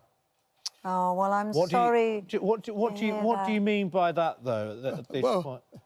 What we fought for, and what we fought for was our freedom. We find that even now it's downsight worse than what it was when I fought for it. Oh, Alec, I'm sorry you feel like that. I'm sorry you're going through that, Ryan. U7D5K. I'm sending thoughts and prayers, okay? Because I want you to know that all the generations that have come since, including me and my children, are so grateful for your bravery and all that for service personnel. And it's our job now. She kind of like, she's acting sympathetic, but she kind of like cut him off before he said anything racist, is the way it feels like. Now, isn't it? To make it the country that you fought for. You absolutely fought for. Is it. And we will do. We want to... I'm so wonderful to know there are people like you that can spread the word around. We will do. Younger generation. And I guarantee that everybody watching at home... I want the brown guy to reach out his hand, and he's like, no, not you. We'll be wanting you to send lots of love. We've got another little bit special thing for you, Alec. We've got the D-Day darlings here. Come on over, guys. You've got a little special present for him. Ooh. Come and give it if you can to thank you for all your many brave years of service. Dude, it's like satire. Like again, real life is just like a MDE sketch, man. We live in a fucking MDE sketch. I'm so sorry the country's completely ruined. But look what we've got for you, a CD, a compact disc from the, what did they call them? Well, hold on, I got to hear it again. You, Alec. We've got the D-Day darlings here. The D-Day darlings. I'm so sorry the country's completely, that you fought for and watched your friends die for has completely gone to hell and looks nothing like what you remember. But we have a compact disc from the D-Day darling. Hey, isn't that wonderful, everyone? Let's get a round of applause. Bro. What's this one? This is an American one? The real truth? Yeah. I feel like a foreigner in my own country lots of times, and I don't like it. It makes my heart real heavy. And I just hope we can pull out of this. There's too much Hollywood going on in Washington all the time. The important subjects they don't cover. So the thing is, I hope all the guys will rally up and we'll go back and straighten it all out. The real truth. Get that guy on. I don't know, man. He's so old he can barely talk. I think we all know. No disrespect, Mr. Guy. I think we all know, and we message received loud and clear, and don't worry. Message received, Mr. Trump, polishing the old AR-15. I think we all know what he was trying to say. Speaking of 50-year mortgages, you basically do not pay any of the primary ever if you're on a 50-year mortgage, which is this is the new thing to make houses affordable, is to make you pay more. Woe said if you take the 50-year loan at age 30, by the time you turn 50, you still owe, this is for a $500,000 mortgage, you would still owe $447,000. So after 20 years and paying $632,000, you still owe like 90%, 95% of the principal. It's absolutely insane, man.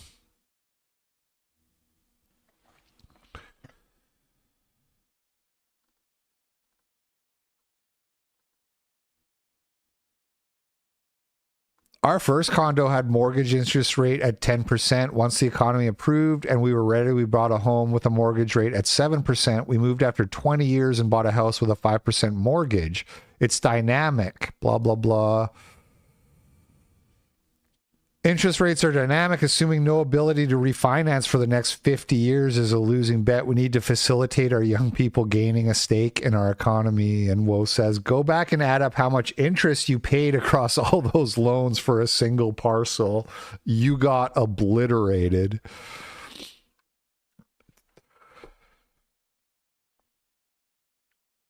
Dude.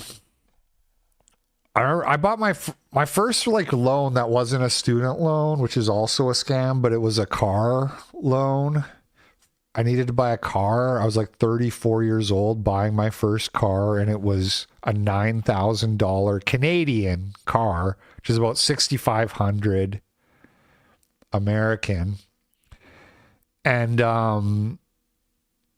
I took the loan and all that because I just needed the car to get to work. And then when I got home, I did the math and I was like, oh, this $9,000 car will cost me $17,000 by the time I pay it off on this 7-year term that I was on.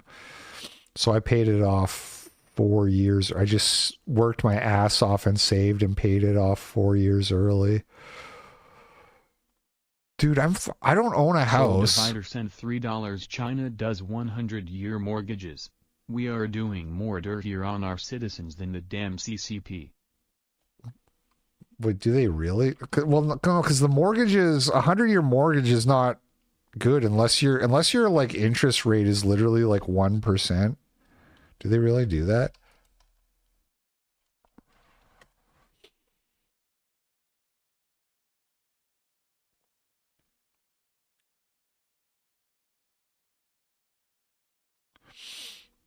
Apparently, yes. I don't want a 50-year mortgage, dude. I don't own a house. I'm 45. So what? I can pay off the mortgage when I'm, let me check my notes here, 95 years old. I'll be paid off. I'll have that all paid off when I'm 95. 0.9% APR. Let me ask Grok. This is the only way I know how to get any information anymore. Does China really have... Oh, this is so annoying. Remember, there we go. Does China really have 100-year mortgages, and what are the interest rates like on those mortgages? Nah, China doesn't really have 100-year mortgages like some headlines hype. It's more like banks stretching the max repayment age to 80 or 95 years old to juice up the housing market, especially since the property slump hit hard a couple years back. So if you're, say, 40, that could mean a 50 or 60-year loan, but nothing intergenerational like in old Swiss stuff. All right, I got it. You talk Interest too rates, much. super low right now, around 3.5% for the 5-year loan prime rate that sets mortgage benchmarks. And actual home loans are averaging like 3% to 3.1%. They've been cutting them lately to keep things moving.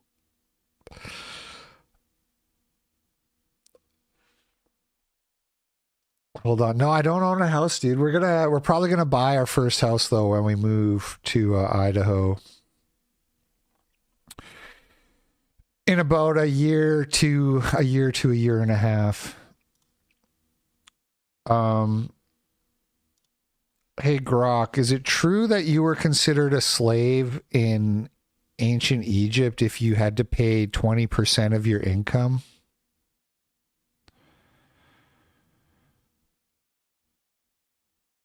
Nah, that's not how it worked in ancient Egypt. Slavery was mostly about war captives or debt bonds, not some income threshold like that. The 20% thing pops up in old records as a grain tax on farmers' harvests, more like forced labor or tribute than outright slavery. Folks paying it were free workers, not slaves. Kinda wild how that gets twisted into modern rants, huh? Well, were there some people that didn't have to pay it? Like, I'm confused. Yeah, totally. Ancient Egypt wasn't one size fits all. Priests, scribes, and some high-up officials often dodged that 20% grain tax because temples and palaces ran their own systems, kind of like tax havens today. Regular farmers got hammered with it, though. All right. Especially, I don't know. That was some tweet I saw. They're saying, let me check. 20% slave. In Egypt, you were considered a slave if someone was entitled to 20% of your income. I don't know. Citation needed.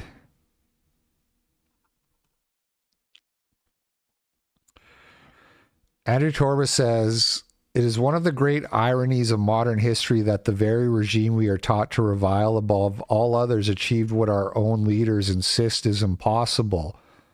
While we are relentlessly instructed on the horrors of National Socialism, we are never told of its economic miracle, a revival so stunning it lifted a nation from the ashes of despair and turned it into an industrial leader within a handful of years. Heads Dead sent $3 LP checkout housing price pre-2008 and then pre-2020. It's crazy, bro. I'd quote the next inflationary event will be, but you can bet there will be one. Yeah, I know. Or maybe the market will crash and houses will be super cheap. Say psych. While our system plunges young men into lifelong debt for the chance at a home, the National Socialists offered marriage loans, slashed unemployment to zero, and prioritized the stability of the family as the core of national strength. They understood a fundamental truth our leaders deny, that an economy must serve its own people first. You can buy a 1,200 square foot home in Tokyo from the 50s for $5,000. No mortgage. Yeah, I've seen that video. I don't know. We were, the housing prices in Idaho that we were looking at were not that crazy. Like, we saw a decent looking 4-bedroom house and it was about $400,000. Just like, that's kind of a lot of money, but I mean, we have about $100K saved up for a down payment. You know, we still don't, or to pay for the lawsuit should it come to that. We do have a lawsuit hanging over our heads as well. How can someone raise a happy family when you're constantly overpaying on your 50-year mortgage? Any extra money should go to savings or quality of life etc. These loans aren't for more white families, the loans are for more crowded Jeet hives. Yeah, I'm not happy about this. I'm not like, oh, finally a solution to the problem. A shitty old apartment in a building full of Indians. Yeah, you could do that.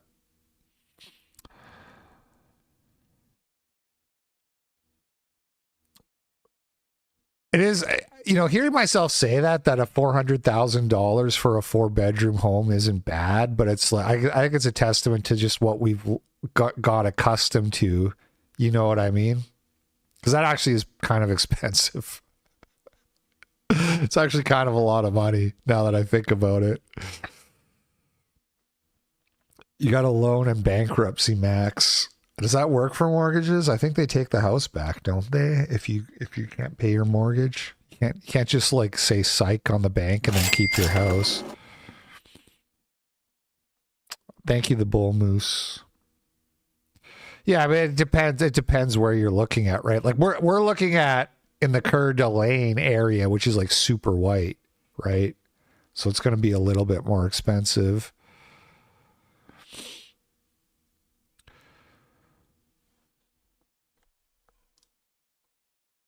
But if I was born in Nazi Germany, my house would be 50. Me and Allison's house would be 50% paid off just by having 2 kids. Is Groypergate destroying MAGA? Rufo and Lomez discuss. We are like now a full week or more than a week into like Fuentes Gate or Groyper Gate, this like idiotic scandal where everyone on our side is not just taking the bait, but like just I know I'm like 400K is like that's like an affordable house because where we live right now on the lake, every house is $1 million, and they're not like we were looking at this tiny 3-bedroom house, is like 1 bathroom, 3 bedrooms, small house, like less than 1,000 square feet, and the guy wanted $1 million for it. But it's so crazy because it was like the evaluation for it was like 650,000. He's just like, I know what I got. It's like, all right, man, good luck with that. Eating the bait so passionately and not even realizing that they've been hooked. But here we are talking about it. Break, you know? And here we are talking about we're taking the bait. We're taking the bait. We're maintaining strategic distance and an emotional cold. Sent $3. The median house price in Australia is now $650 KUSD or 1 million odd. So that's the average of all properties, bedsits to mansions. Grok, is this real? Grok, what's the median housing price in Australia in USD? Oh shit. Grok, what's the median housing price in Australia in USD? Around $555,000 US, based on the latest nationwide median for dwellings. That's up a bit from last year. That's fucking crazy.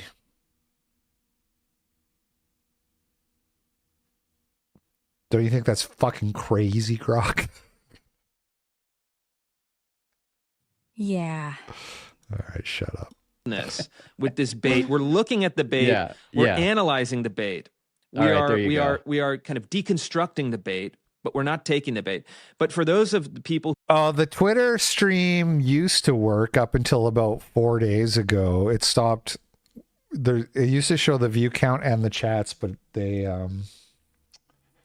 something's broken with the widget, and I haven't even bothered to like message the guy about it because I just got him to fix like 4 other things, and there's just not enough people who use the Twitter chat to really worry about it.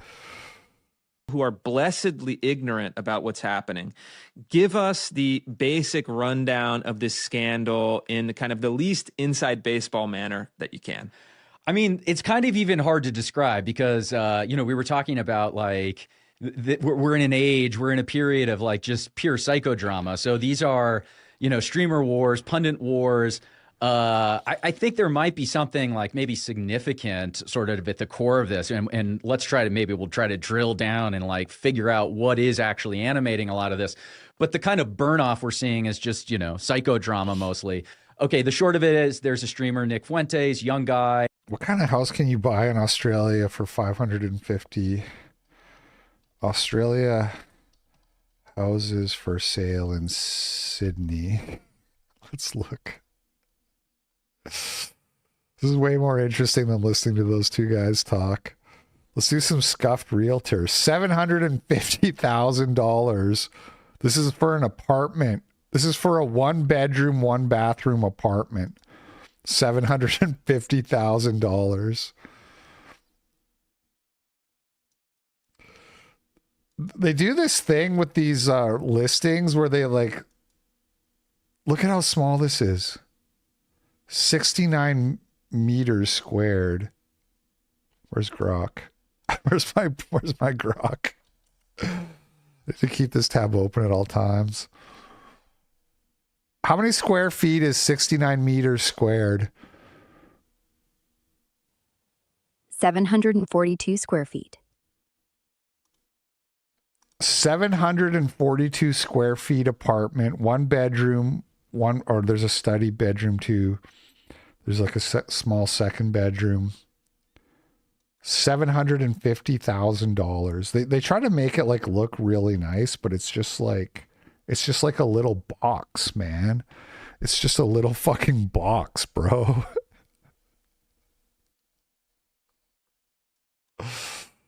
Crazy.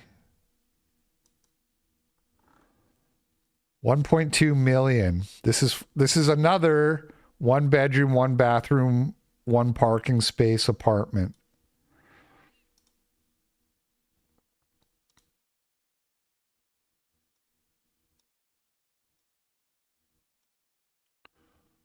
Look at this kitchen, dude.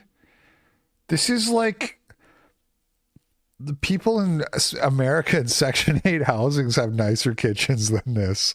It's not even nice. 1.2 million? Tristan Chase sent $3. Our economy is buying and selling each other's houses. It's a Ponzi scheme bubble the government keeps inflated because they told everyone to go and buy investment properties. So we need to import Jeets to be renters and do the jobs we can't afford to do. It's a lot like that in Canada too, from what I understand. A bedroom big enough to fit your bed in.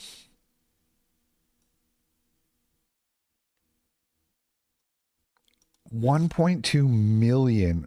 Well, that's us. Oh, these are Australian dollars though, so that's like whatever that is, 700,000. So the 700,000 one, right? I was thinking US dollars.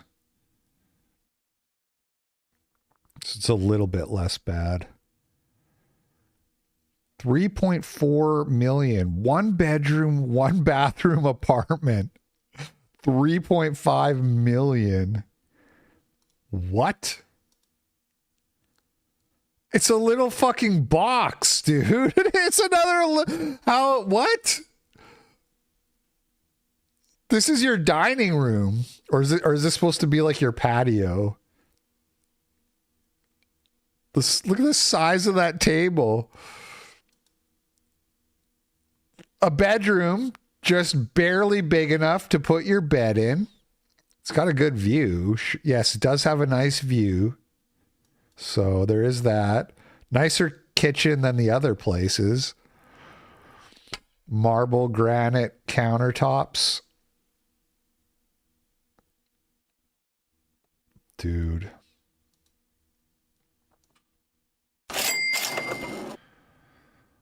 I've seen listings in the US selling a basic mobile home divided into 2 units so a boomer can exploit 2 lazy entitled millennials that need to pull themselves up by the bootstraps at the same time. Thank you, DD. Yeah. Is this even yours or is this like public area? This looks like common area here. Hard to tell for sure. You get a toilet. Oh, okay. Here's the dining room. All right. It's definitely nicer than the other ones. You got a pool in the common area. It's actually not clear if that's even yours or if that's just more common area. It's really not clear. The pool's definitely not just yours, so I don't know.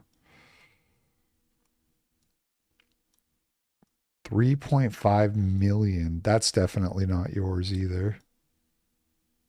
Was this a sauna? What even is that?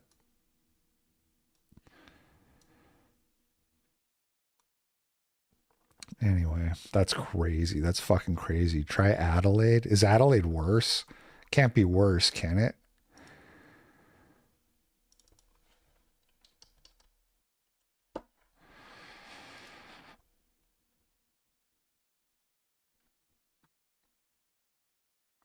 This is a 2-bedroom, 2-bathroom, 2 parking spots for 1.5 mil. Are these like the more affordable ones? They're all condos, by the way. We haven't seen a single house.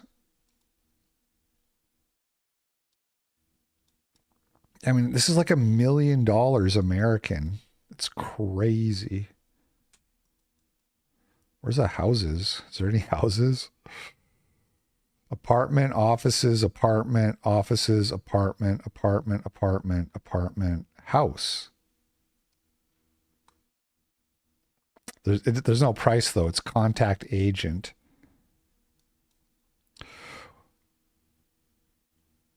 Wait, are these actually USD? Now it says converted in your currency. Are these what?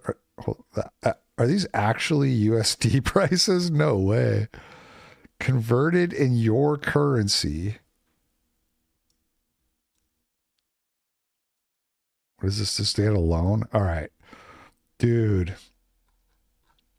They should import. Oh, no, it is AUD.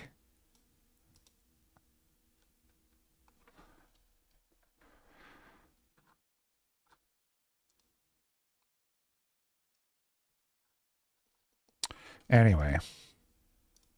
Fuck, man. He is sort of nominally on the right. However, he like sort of opposed Donald Trump and wanted to get his supporters to vote for Kamala. And, he wanted to make Kanye president. And he, he's been critical of J.D. Vance, critical of the Israel lobby in particular.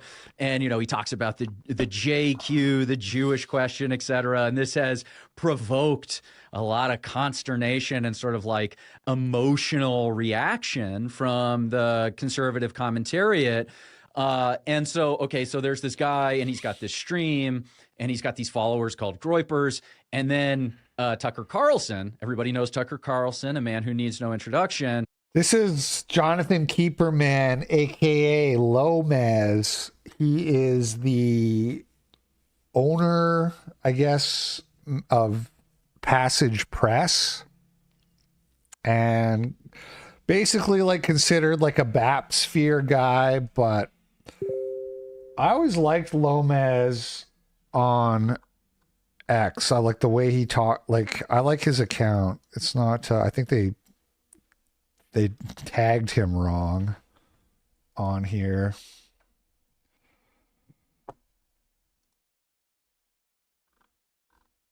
Dude, his X account doesn't even come up.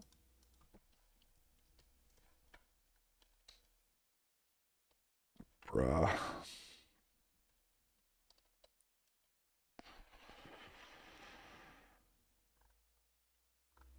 I really like have never like seen this guy say anything where I was like, what the fuck is this? Like, I basically have everything I've seen from him I've agreed with. But there is something about his hand gestures here that's a little bit, I'm not sure what it's. There's something like he's not super healthy looking or what. I'm not sure what it is, but there's something off-putting going on. And I hate to say that because I don't got anything against the guy. Nick says the raped. Charles Carroll says yes. The rate 18,000 likes, dude. It's crazy. Did they even like say anything bad about Nick, or what? Did I lose my place in the video? I did. Abstract space, the kind of vague, Skip ahead sort of here. emotional discourse that gets passed around on Twitter, and nonetheless, this has now created real world consequences. So the Heritage Foundation has been embroiled in this scandal. Kevin Roberts put out a video sort of explaining. He is Jewish, by the way. I mean, maybe not in the most artful way, his position on this, which caused more backlash. And now people are threatening to, maybe take funds from the Heritage Foundation. Or at least part or something. And then, okay, the turn here is that the New York Times and sort of the liberal establishment has. I don't think his outfit is doing him any favors. There's something like the sleeves are like a little short with the dress shirt under the sweater. I don't know, man. I can't quite put my finger on it, but something's off. Caught wind of this phenomenon and this wedge that now exists within the right to try to sort of further sepia style filter. Is that what it is? Yeah, that's he looks kind of sickly. He just looks kind of like skinny, like gaunt, like he just needs a few good meals or something. I don't want to sound gay and like harp on this guy's looks, but I'm just saying it's noteworthy because when he was doxxed by The Guardian like 2 or 3 years ago, the reaction was from the Bapsphere was like, what a Chad, you know what I mean? I know I sound gay. I'm sorry. I'm talking too much about this guy's looks. I'm sorry for that. But as I'm saying, he was like, the reaction was like, what a Chad, what an absolute jacked, handsome man. Flame these differences, not just of opinions, but sort of different ideological strains that Trump is holding together as a part of this coalition. And I do think there are real differences here and real. Yeah, the outfit is, I don't know, man. Pick a sweater or a dress shirt. And if you're gonna pick a dress shirt, and the sleeves should be longer. Am I crazy? I don't know. This is one of these weird menswear fashion things where people who know fashion would be like, no, it's supposed to look like that. Sort of potential for this thing to fracture. So again, I don't want to be so dismissive as to say none of this matters. But what we've seen is the New York Times, people who don't like Trump, who've never liked Trump, who want to see the MAGA coalition fail, who want to see the return to a kind of centrist, sort of liberal conservatism. They want to use this as a wedge to break apart the MAGA coalition. And here we are trying to make some sense of this. Did I miss anything? Yeah, I think the one thing that you missed is that, like all great, highly intellectual debates in the United States, it really boils down to Hitler.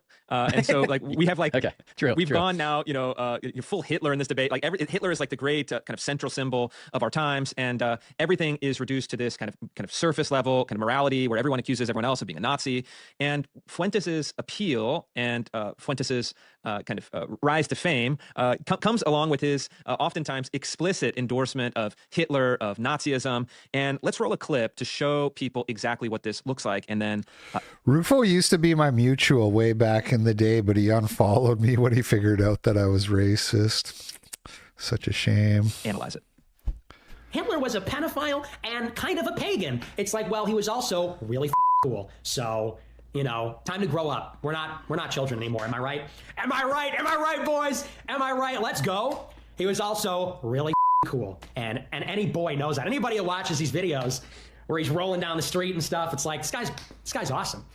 The line any boy knows that is so, because like, dude, we thought Hitler was cool in high school and we were like shit libs, you know what or whatever. Like we weren't. I remember me and my friend talking about Hitler all the time and stuff, and like how cool he, just like Nick said, like in the back of the car, like driving or whatever, like standing, waving at people. The guy just had something about him. Guy's cool.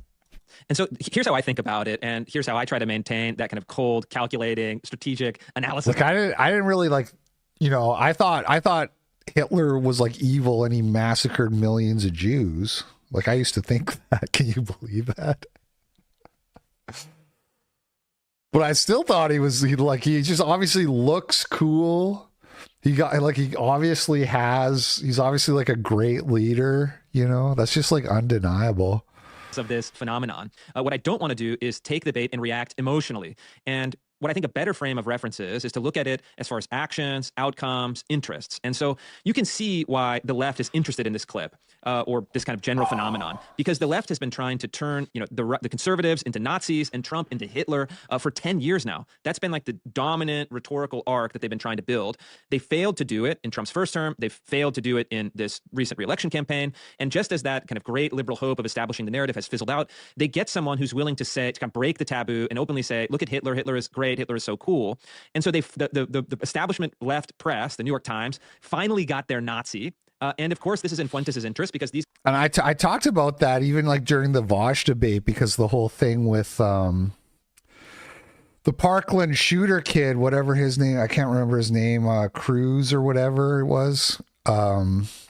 He had like drawn swastikas on his gun, and I said like all kids like drawing swastikas. They're just like cool and fun to draw. And I remember like when I was in grade 3, my teacher in French class was teaching us about Japan. This is grade 3, and she was like, and when the teacher comes in, everybody bows. All the so, and then she's like, okay, so we're gonna try it. So she's like, I'm gonna leave the class, and my buddy was like behind me, he goes, let's throw up a sig hail instead of bowing. And we did it, and she fucking lost it. She fucking so she comes in, gets to the front, and everybody's supposed to bow, and me and my buddy throw up a couple Romans. And she didn't think it was funny at all. That was in grade 3. Like what age is that? Like 9 or something? Clips become highly viral, right?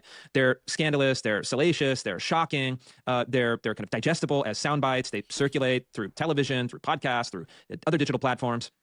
But what the right has done now is also buy into this. You have Ted Cruz saying, look at this complete Nazi. You have conservative think tank staffers saying Nazis are bad, and look, on one level, that's obviously true, right? Historical Nazism was awful. It was monstrous. It was a disaster.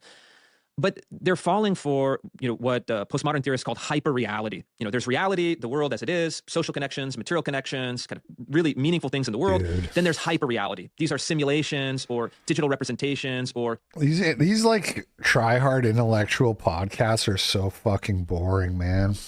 They've been going for almost 8 minutes, and I haven't heard them say anything that is anything yet. Zeros and ones that simulate some past reality, but they don't actually have the embodied force or kind of real social or historical weight of those past events. And so I like to say that, Nick Fuentes is not a Nazi, because the Nazis, Germany was denazified in the 1940s, and besides pockets of, skinheads or neo-Nazis in Europe and elsewhere, Nazism is a long dead ideology. And instead he's using the symbols of Nazism to drive controversy and then to increase his kind of attention and notoriety, to play the villain in the left, to play the spoiler on the right. And if you take that framework, you say this is like Nazism in a hyper-real sense only. We're not going to react emotionally or hysterically to it. And then you analyze the actual outcomes. You say, well, he tried to spoil Trump. It didn't work. There aren't actually Groyper voters out there.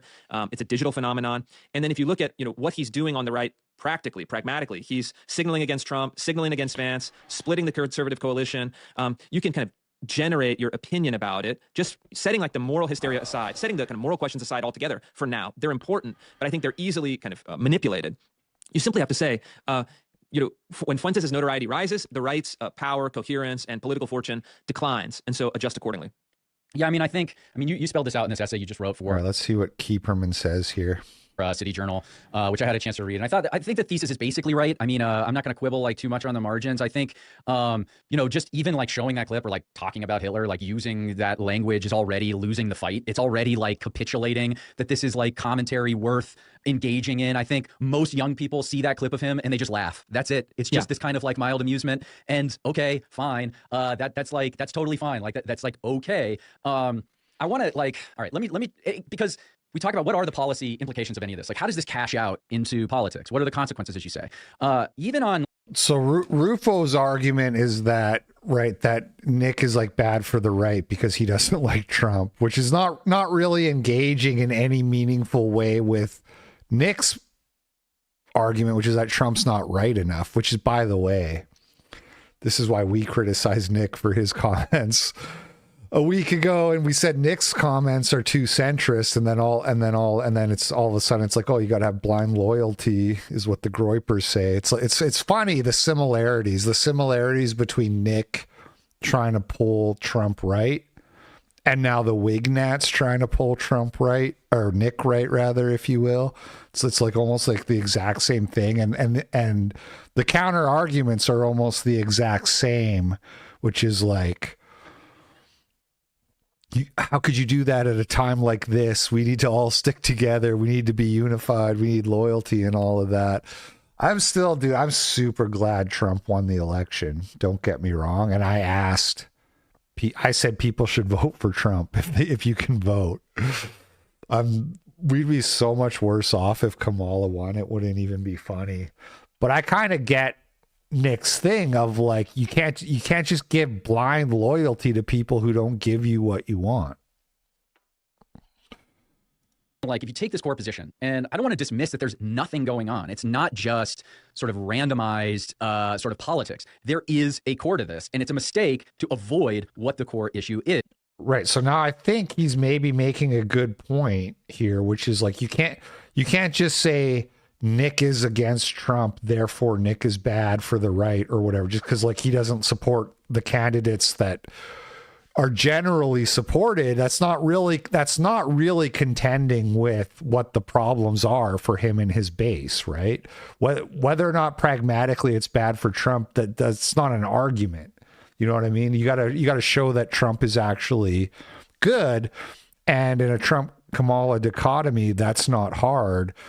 But Nick's whole thing is like, well, we want something better. And of course, it revolves around Israel. It revolves around this kind of like relationship with Israel that the United States has vis-a-vis foreign policy, vis-a-vis a kind of moral commitment and diplomatic commitment to this country. You know, this quote unquote special relationship. What is the basis of that special relationship? Can we actually talk about it? And when you actually, what's interesting, like when you listen to Fuentes, for example, I saw this clip going around where he was talking about how actually he sort of supports the U.S. giving money to Israel. So even on like the central question, should we be funding Israel? He sort of came around to this position that yes, we should, because that's the only way to control Israel. And this was based on some tablet article that Jacob Siegel had written. And there are like Israel boosters who want. It's so crazy. There was a Laura Loomer tweet I saw today too. I didn't pull it up to talk about it, but she was saying we need to stop giving money to Israel because that's the only way Israel can be free to do what they want, which is like, I guess, kill the Ayatollah or something.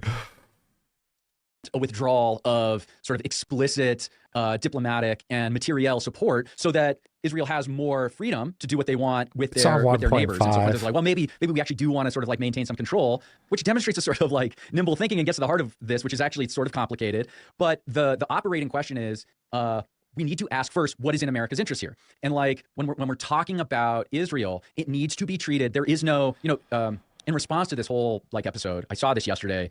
Some task force at the Heritage put together this statement, sort of making this, in my view, this very sort of like histrionic demand of what the Heritage Foundation needs to do in response to this controversy.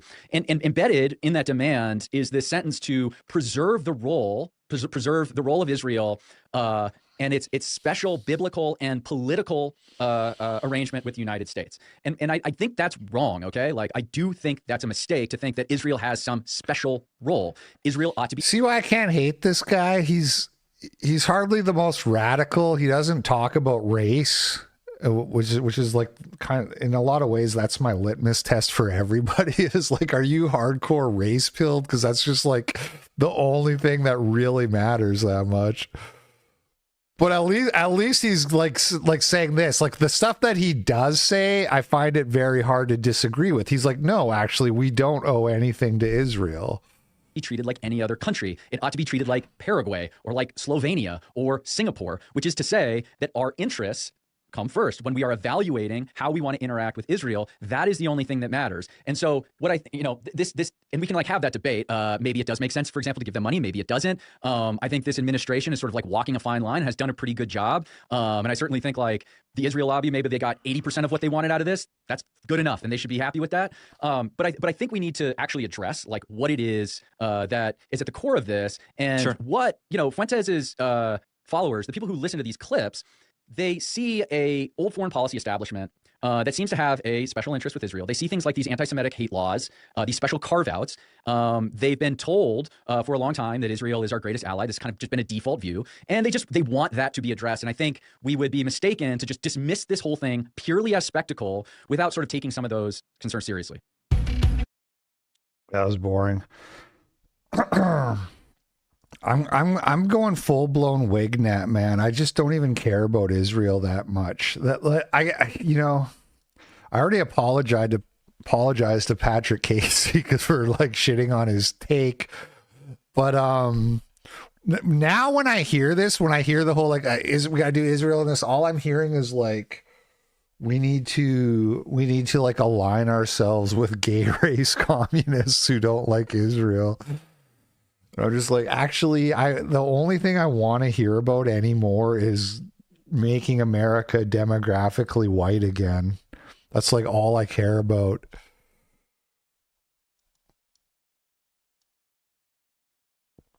Alleged discriminatory hiring practices at Coca-Cola against white people. An individual named David sent in a job application to Coca-Cola citing 20 years of experience in the industry. His application was rejected the next day. He sent in another application, just changing his name to Deshaun, and reduced his work experience to only 5 years. His application under Deshaun was accepted, and he's given an opportunity to do an interview. We reached out to Coca-Cola, who responded with the accusation is untrue as the fake applicant's qualifications were otherwise not identical.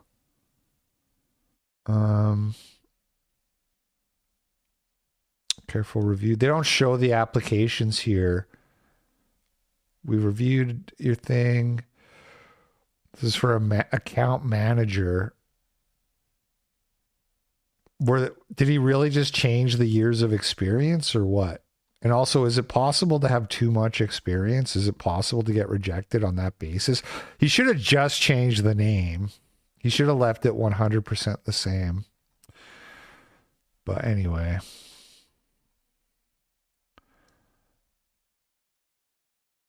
The Poop Festival guy said psych, and then he published his video. This guy, Tyler, whatever his name is. And here's a clip from the video where this Indian guy is explaining how eating a little bit of poop every day will prevent cancer. But it's smell? You smell it for bad, but our that's pretty intense, yeah. Scientific taste for it's not for you just eating for little bit daily. Eat a little bit little bit eating. Scientific taste for it's for not coming for cancer. Okay, so scientifically proven that if you eat a little bit, it cures cancer. Little bit daily. How much do you eat daily? Can you show me? Just a small. You don't have to do it. I just want to see how much. Just a small amount. Small. Anything you can eat it. But how does it taste? That taste, but we are playing our bodies any other. Whoa!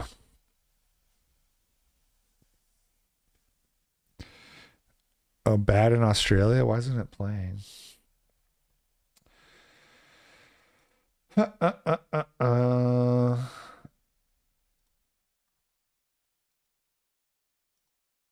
Is it oh, never mind. Let me refresh that. Oh, it's not loading in Power Chat. Oh, I'm logged out of Power Chat. Bruh. And this isn't working. What the fuck?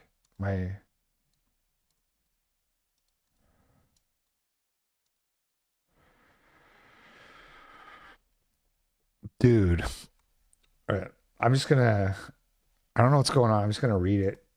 I can't log in right now, and it's a whole thing. So, let me go back to live joiner here real quick. I could do 3 hours on how bad it is here. I have First Fleet Heritage from 1788. Doesn't that mean your dad was like your ancestor was like a convict? Your great great grandpa do? Wasn't it all like murderers and rapists they sent to Australia? I like that UK veteran. Oh, like that UK veteran. I weep inside as I watch my country being pissed away by socialists and given to the third world. I have to go to work. Love you all. We will win. Thank you for the $50. Appreciate it, man. It just goes to show you can send a. He says yes. It just goes to show you can send a bunch of white murderers and rapists to an island, and in a few hundred years, they'll create a whole ass first world country that brown people will be swarming to go live in.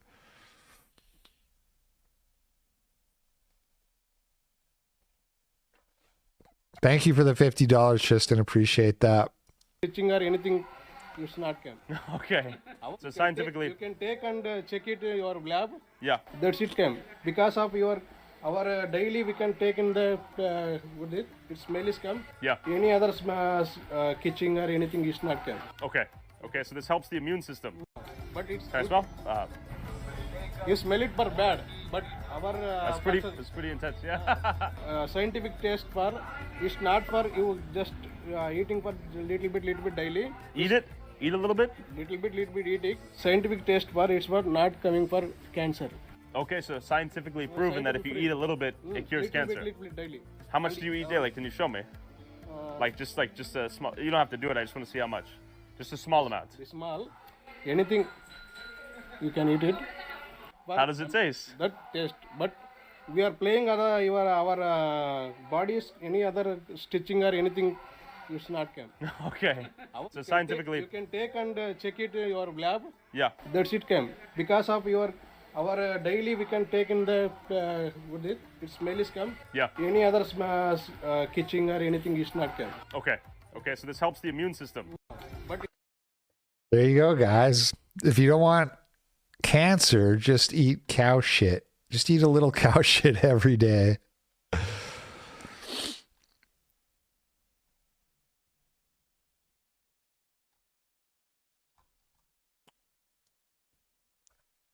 Stop Anti-Semitism is trying to dox and get fired these people who dressed up as Nazis for Halloween. This is obviously actual Halloween. You can see everybody's in costumes. And this is her Instagram here, The Gilded Rose. Do you see this and you're like, hello, based? And then you see all the tattoos and you're just like, never meet your heroes. Never meet your heroes. But this makes the point, though, that I was making for the other guy's costume, because this is like a normal Nazi Halloween costume thrown together, right? It looks fine. We all know what you are. I get it. Cool. Then you look at the other guy, Kenneth Leland Morgan. It's like Patrick Bateman looking at Paul Allen's business card. Look at the fine detail, the exquisite trimming, the tailoring. It's even got like the shoulder, whatever you call those.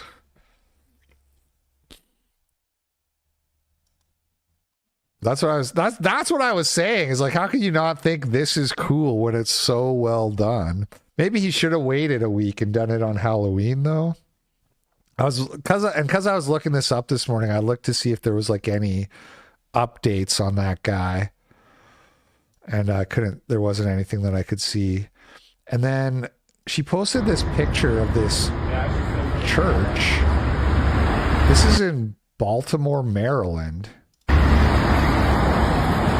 I didn't know we had shit like that in America. And then it reminded me of these. Have you heard of these monks in Wyoming, the Carmelite monks, and they're 3D printing their own church. Chapel worthy of God and designed to last 1,000 years. But what some might find interesting is that these monks in Matitsi are using cutting-edge technology to carve the stone for their monastic community and their new house of worship. But you're monks. How can you use technology? How can you use computers? Isn't that some sort of, isn't there a dichotomy there, some sort of, that they don't go together? Looking back at the history of monasticism, it was frequently monks that actually invented these technologies. And apparently they sell coffee is how they pay for everything. So I was gonna order my mother-in-law some of their coffee for Christmas. Is this their website? I wanna see the actual, like, what it's gonna look like. Are you bringing lunch? I'm wrapping up here pretty soon, but thanks, babe. Do they show monastery?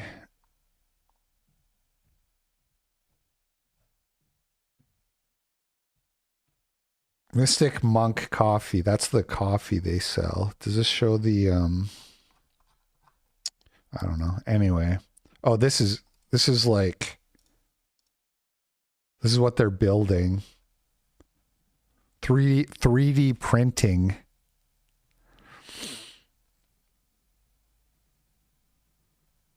That's crazy.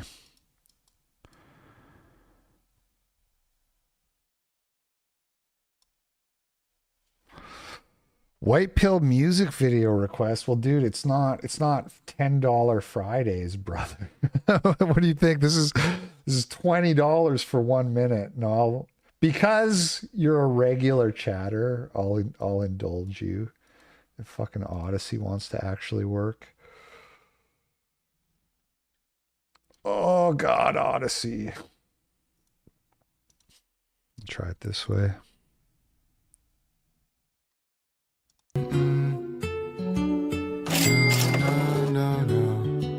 Another $10.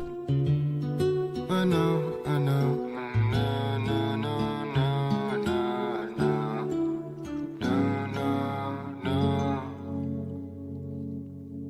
I still see profiles I read through. I refuse to end up with a she-boon in a world full of Tinder and Me Too. Dude, come on, man. Dude, he's throwing up Romans talking about not wanting to wind up with a she-boon. Are you trying to get me banned? Waiting to meet a white girl to complete you. Oh, easy to do if you go to a church or two. Find one who's reading or praying to God. Stop being bitter, yeah, they're not on the internet. You gotta go and get her. I still see profiles I read through. I refuse to. I can't. I'll play a little bit. I can't do it, man. End up with a she-boon kid. Is he just making fun of trads, or is he? I can't even tell what's happening anymore. Dead like patriarchy, tread wife in the right wing. She loves to say, fuck the feds. Ooh, thank you. All right. Thank you for that. Marvel star Jeremy Renner accused of threatening to call ICE on Chinese film partner. Chinese filmmaker Yi Zhu shared a series of bombshell allegations against the Hawkeye star. 54. Man, he looks good for 54. Me if I got hair plugs. Me if I took finasteride. What's it called? Zhu has made a documentary and animated movie with Renner.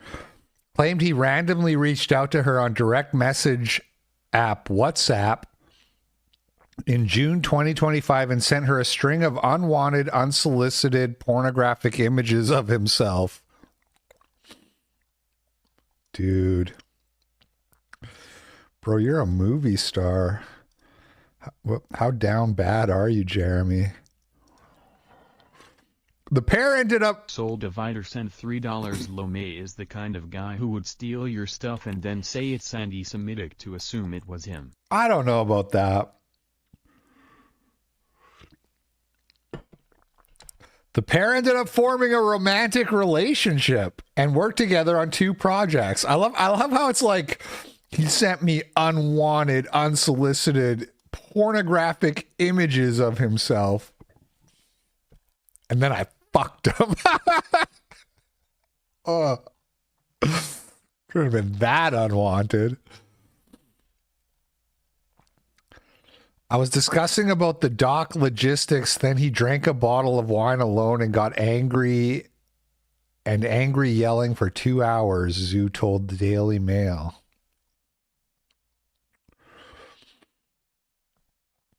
Yikes.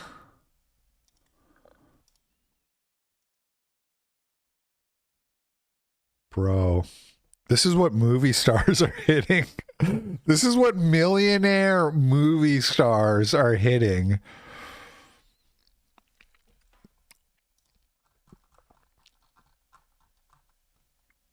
Let me see the Instagram. Porn.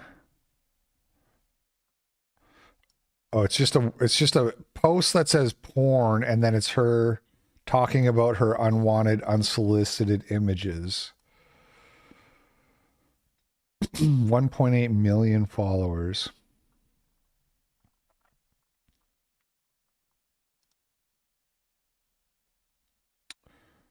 This is from 6 days ago. So this is what she looks like on Instagram. And this what she looks like IRL. Instagram, real life. Bro. Chopped. Absolutely chopped. Instagram, real life. Look, it doesn't even look like she's wearing makeup. It's like, are you even trying? Instagram, real life.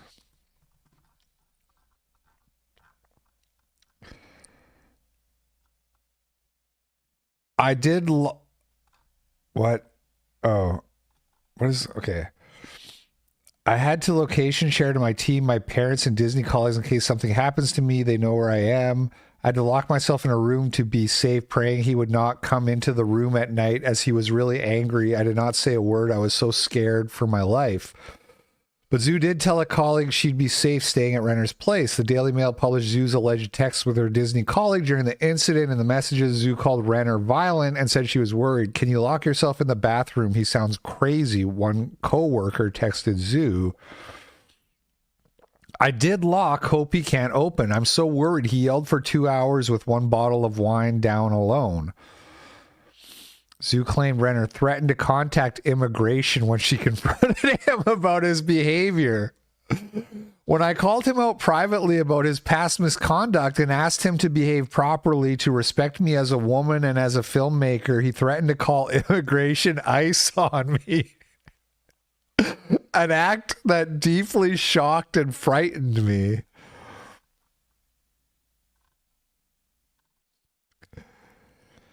In one of the messages she gave to Daily Mail, Zoo called Renner a pig and told him, go to hell. She added, you use all apps to send dick pics. No one said anything so far. Immigration will be notified of your blank. Renner allegedly responded. Zoo refused to provide the rest of the message, which was cut off. I wonder if it's like her family, like notified of your grandma or something like that. So she's like, I'm going to tell people about the dick pics. And he's like, yeah, I'm going to call ICE on your fucking cousin. How about that, bitch? She also described her story as a story of survival against domestic aggression, porn abuse, and abuse of workplace and abuse as a woman. This is just another anti-white male hit piece trying to keep a good brother down by the sounds of it.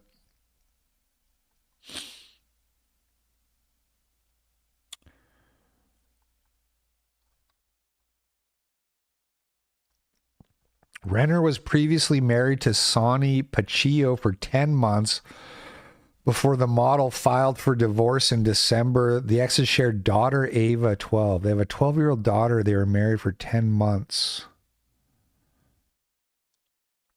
During their divorce proceedings, Paccio accused Renner of threatening to kill her and himself. She accused the Avenger star of drug use and leaving cocaine on a bathroom counter where Ava could reach. So this is his ex-wife.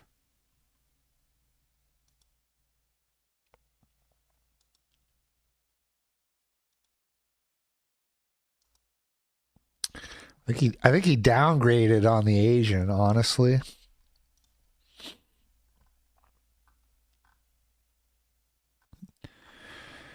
Anyway, Kick streamer Jackie crashes on stream while distracted by her phone. I feel like I should pick up food, but like, oh, you know what? I can make ramen. That's fine. I'll make ramen. That'll be it. Okay, what is it again? Where's it at? Where's it at? Can you post it again? Tega ecstasy.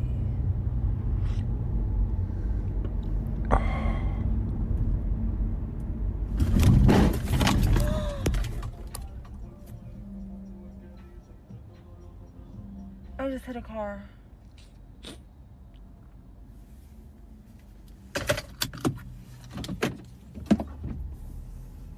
I feel like I should pick up. What what happened next? I want to see the interaction with the person she smashed into.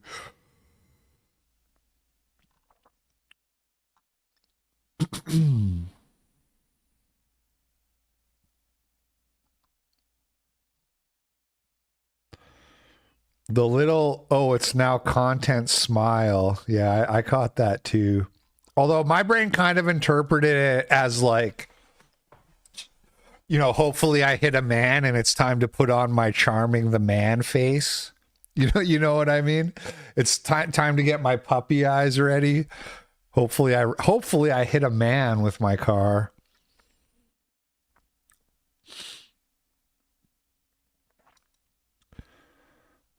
What's going on in this what's going on here? I mean, it's pretty exciting. I mean, my husband's half black, but he's also kind of like, I think like white people are better than black people. Huh? He says black people are better than black people? No, white people are better. He doesn't really have a racial home because his mom is white and his dad is black, and he was raised by his dad who's black. And the only racism he's ever experienced has been actually from black people. There's a Uno reverse.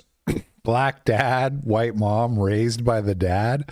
People, because he's not black enough, whatever that means. Okay. Because he talks like some white gamer nerd. Answer me this. How often do you drop the hard R? The hard R?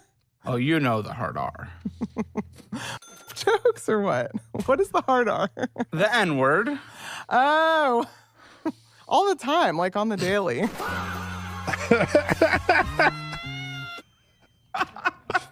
You think they're all actors? Is that the new conspiracy? He is one, she said about her husband. He would say that. He would say that. Stephanie, 41, from San Antonio, Texas. Main issue now, and which is why I was trying to get on before all of this happened. Well, we hate illegals, but my husband suggested smuggling them, and so now we've got to figure this out. Wait, no, what does that even mean? Okay. I'm assuming. Yeah, this can't be real. You're admitting to like crime on this podcast. We smuggle illegals. Or actually, I think he might have got arrested, actually. I mean, we're talking illegal immigration. I think they might have already got caught. I don't know. I haven't watched this yet. Yes. Okay. So okay, you and your husband hate them, but well, okay, we're definitely like we're definitely smuggle like them? Most people would consider us like extremist right wing. I don't know how extreme we actually are, but Your trad wife anon. This is so weird. I bet these people are cool though. But the fact that he's half black though too is like hilarious. It's like the reverse of the every white supremacist has like a Mexican girlfriend or whatever. I don't know. We definitely don't. Well, we definitely don't agree with illegal immigration, and I'm down to like ship them back. And I heard something that like Trump is trying to pay illegals to like go back. I think that's a great idea. I'm not necessarily pro-Trump. I'm just saying that I think that's a great idea. So the main. She's so right wing. She doesn't like Trump. Caleb's face when she calls Trump an independent controlled by his little handlers. Other people running. I hope that's clipped in here. I think he's an independent. I don't consider him a Republican. I think he's an independent, and he's probably controlled by his little handlers, as all of them are. I'm more like, I don't know. There's other people running the show besides him. But we don't need to get into Trump and all of that, like, whatever. Well, listen, no. I mean, it's interesting because you said some people call me far right, but I don't know if I'd call myself far right. To me, I'm more moderate, but nowadays well, it's moderate like... on what spectrum? Well, if because we've had a lot of far left. It's about time I have a far right. I think he's an independent. Is that it? Dude, she may be the funniest woman alive. He's not here filming. Your black husband is in prison. Of course. Yeah. Yeah. Black daddy's in jail. Who knew? Because in jail, they do it. Well, it's actually federal prison, and because they do it like by race, like you have to have like. Okay, so when you go into the prison, they they ask you to be part of a car, which is like who you ride with. So it's Who does? Who asks you that? When the prison? when you're an inmate, all the people come up to you and they're like, "Hey, dude, like, what car do you want to be in?" And so it's like the blacks tried to claim him, and he was like, "No, I'm not." And then the whites were like, "Well, he doesn't like black people, right?" Which is why he was like, "No, I'm not gonna ride with y'all." And then like the whites were like, "Well, I mean, we're down with you because you're basically a racist, but like you're black, we can't take you." And so the car he's in is called, I think it's like Solana or Solano, which is like you're independent. And apparently the child molesters have their own car, but they're in their own separated camp. And he's not in that. He is not in that.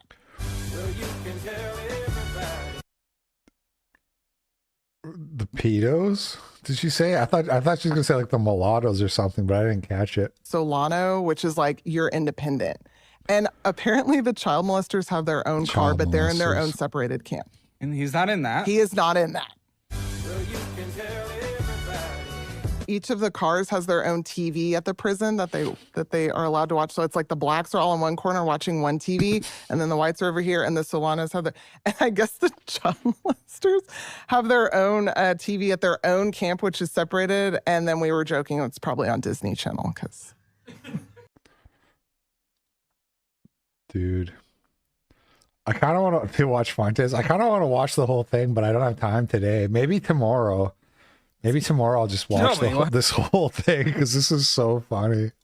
What do you mean, who do I watch? Are you an Alex Jones girly, Nick Fuentes? Oh, Alex You used Jones. to be Dean Alex Withers. Jones is like Uncle Alex Jones. We all love him. We've known him forever. You can only take half of what he says. I mean, you know. Like you started Hassan, went more Destiny.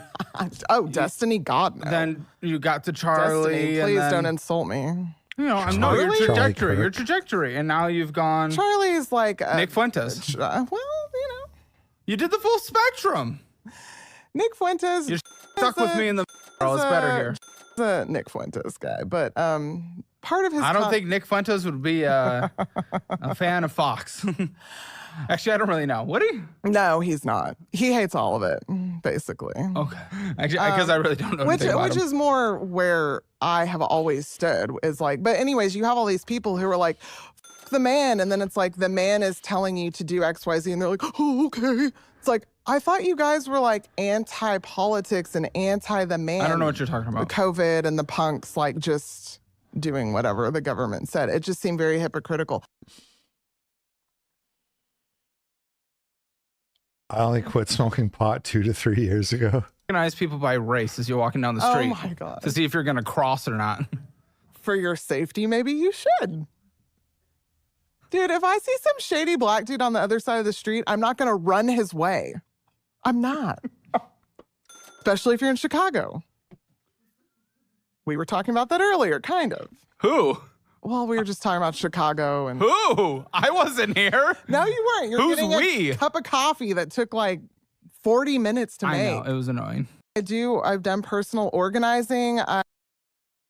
Listen, I was about to ask for your living situation because I want to know how you're paying rent here, but I just also looked at a direct quote because I guess you just had so many to Colton that it's just feeding them all. Sent $3. Did Russell Brand rape Alex Jones? Did you see that picture recently? No, I didn't see that. Rock, is that real?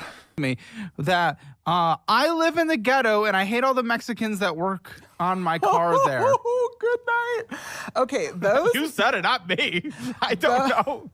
Those Mexicans do not work on my car. And there are it's a Hispanic. You're in San Antonio. Right. It's a Hispanic neighborhood. That's It's fine. in a Hispanic city. Right. That's fine. Fine with it. But there are levels of Mexican. Please take us down those levels. There's tons of like Hispanic families that are just like nice Hispanic families. They've been there forever. It's whatever. It's fine. It's everyone's different culture, right? Just like how white people, like I'm German, so I have like a culture that goes along with that. Oh, I'm sure you are. Now there's like the car shop that's next door to us that's like definitely half illegals where they sell drugs out of there. They have people living out of there. They have grown men going behind the building and taking a piss in front of my living room window where my kids can see. That is. Okay, pause. Again, feel free to ask some questions. Okay, from all of you, I want to know, are your parents still married? Yes. Raise your hands if yes. Oh, two of them now. Oh. What does deceased mean? Oh. I'm sorry. Are they technically married? If Yes, yes. So only one of y'all is divorced. Okay, boom, he's loser. So, okay. Bad Mexican. Get down there. Okay. Yeah. Down here, down here, down here. Very good. Go ahead. Keep going. Now, of the ones left, do y'all all speak Spanish? Raise your hand if you speak Spanish fluently. No, I'm one of the good ones. No, that means you're a bad one. You're bad on your culture. Down, you don't down. speak both. Is he in And he's out too. front of or better than Christian? No, you're the worst because they're divorced. Then this is my weird criteria. Well, and we're Y'all still don't. ranking from How the can best. y'all not speak Spanish? That's bad. Ask another question. I Well. thought you were going to be a fan of that if we're being honest. Okay. Oh wait. Who can change a tire? Can you change a hand. tire? Bad Mexican. You can't? You don't even drive. He doesn't have a license. I hitchhike. What were your grades in high school? Good. What were your grades in high school? Great. Okay. What's your job? I'm an editor. What's your job? I'm his boss. Well, you get to be above him, I guess. And so you just be the best. He cheated on his girlfriend. I did not. But that was high school. We'll let that slide. But it was for his wife. My wife. Oh, you're married? Yeah. Yeah, he's the best one. But he's reproducing. He's the best one? You want them reproducing. Yeah. If you're a nice. Yes. Legal. See, he gets it. Yes. She's definitely him. not that Look extreme. how nice he looks. Aw, thank you. What do you mean by that? He does. He's clean shaven. Love the black. San Antonio black. I represent. And then before they leave, who's the scariest? Just by looks? Yeah. You're making me do that? You don't have to do anything you don't want to do. If I was going down your path.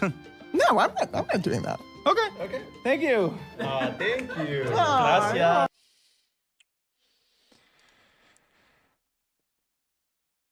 This is what she used to look like before becoming right wing. Oh my gosh, man. Every single time. The hippie to Nazi pipeline. That's funny. So obviously I don't hate Mexicans. By the way, I love Mexican food. By the way, I am friends with Mexicans. By the way, my ex was a Mexican. You just pulled the I have a Mexican friend. Well, I hate black people, but my husband's black. No. Like at Walmart, you will see kids going up and down the aisles and the parents like, whatever. And Fox is like mortified. And I am too, because like, control your freaking kids, dude. Well, I'm sorry, you go to the white side of town, you do not see that. You see them screaming in the carts, begging for toys, but you don't see them running up and down the aisle. Well, I have. gosh. You'll be very happy to know food stamps are currently on hold due to the government shutdown. So if you go to Walmart, I think you'll be happy. There was we had like 1 or 2 videos like that in YCSP last night of people going shopping and just like, wow, it's so quiet and there's all like food all on the shelves and everything. And who do you see on TikTok and all of that who are like, they're taking my food stamps and guess what? I'm going to go in there and I'm going to steal from the store, blah, blah. I don't know. You tell me. Who do you see? I don't know. I'm not looking. It's the blacks, Caleb. It's the blacks. Like where? Like at Walmart, you will see kids going up and down the aisles and the parents. All right. Okay. All right, guys. That's funny. I'm probably not going to watch that all tomorrow though, but you can watch it if you want on Caleb's channel. The most racist woman on financial audit. She seems cool. She's a classical liberal that tells the truth. Yeah, well, that's that makes you racist. That just means you're racist. All right, guys, that's going to be the show for today. Thank you for watching. Thanks to everybody who sent in the donos. Appreciate the support. Shout out to Tristan Chase and Sons of Liberty. You guys enjoy your Monday. I'll be doing a gaming stream tonight. I think I'm going to play another Magic Power Cube tonight on stream. So if you're into Magic, come check that out. You guys, yeah, I'll catch you on the flip side. Peace out.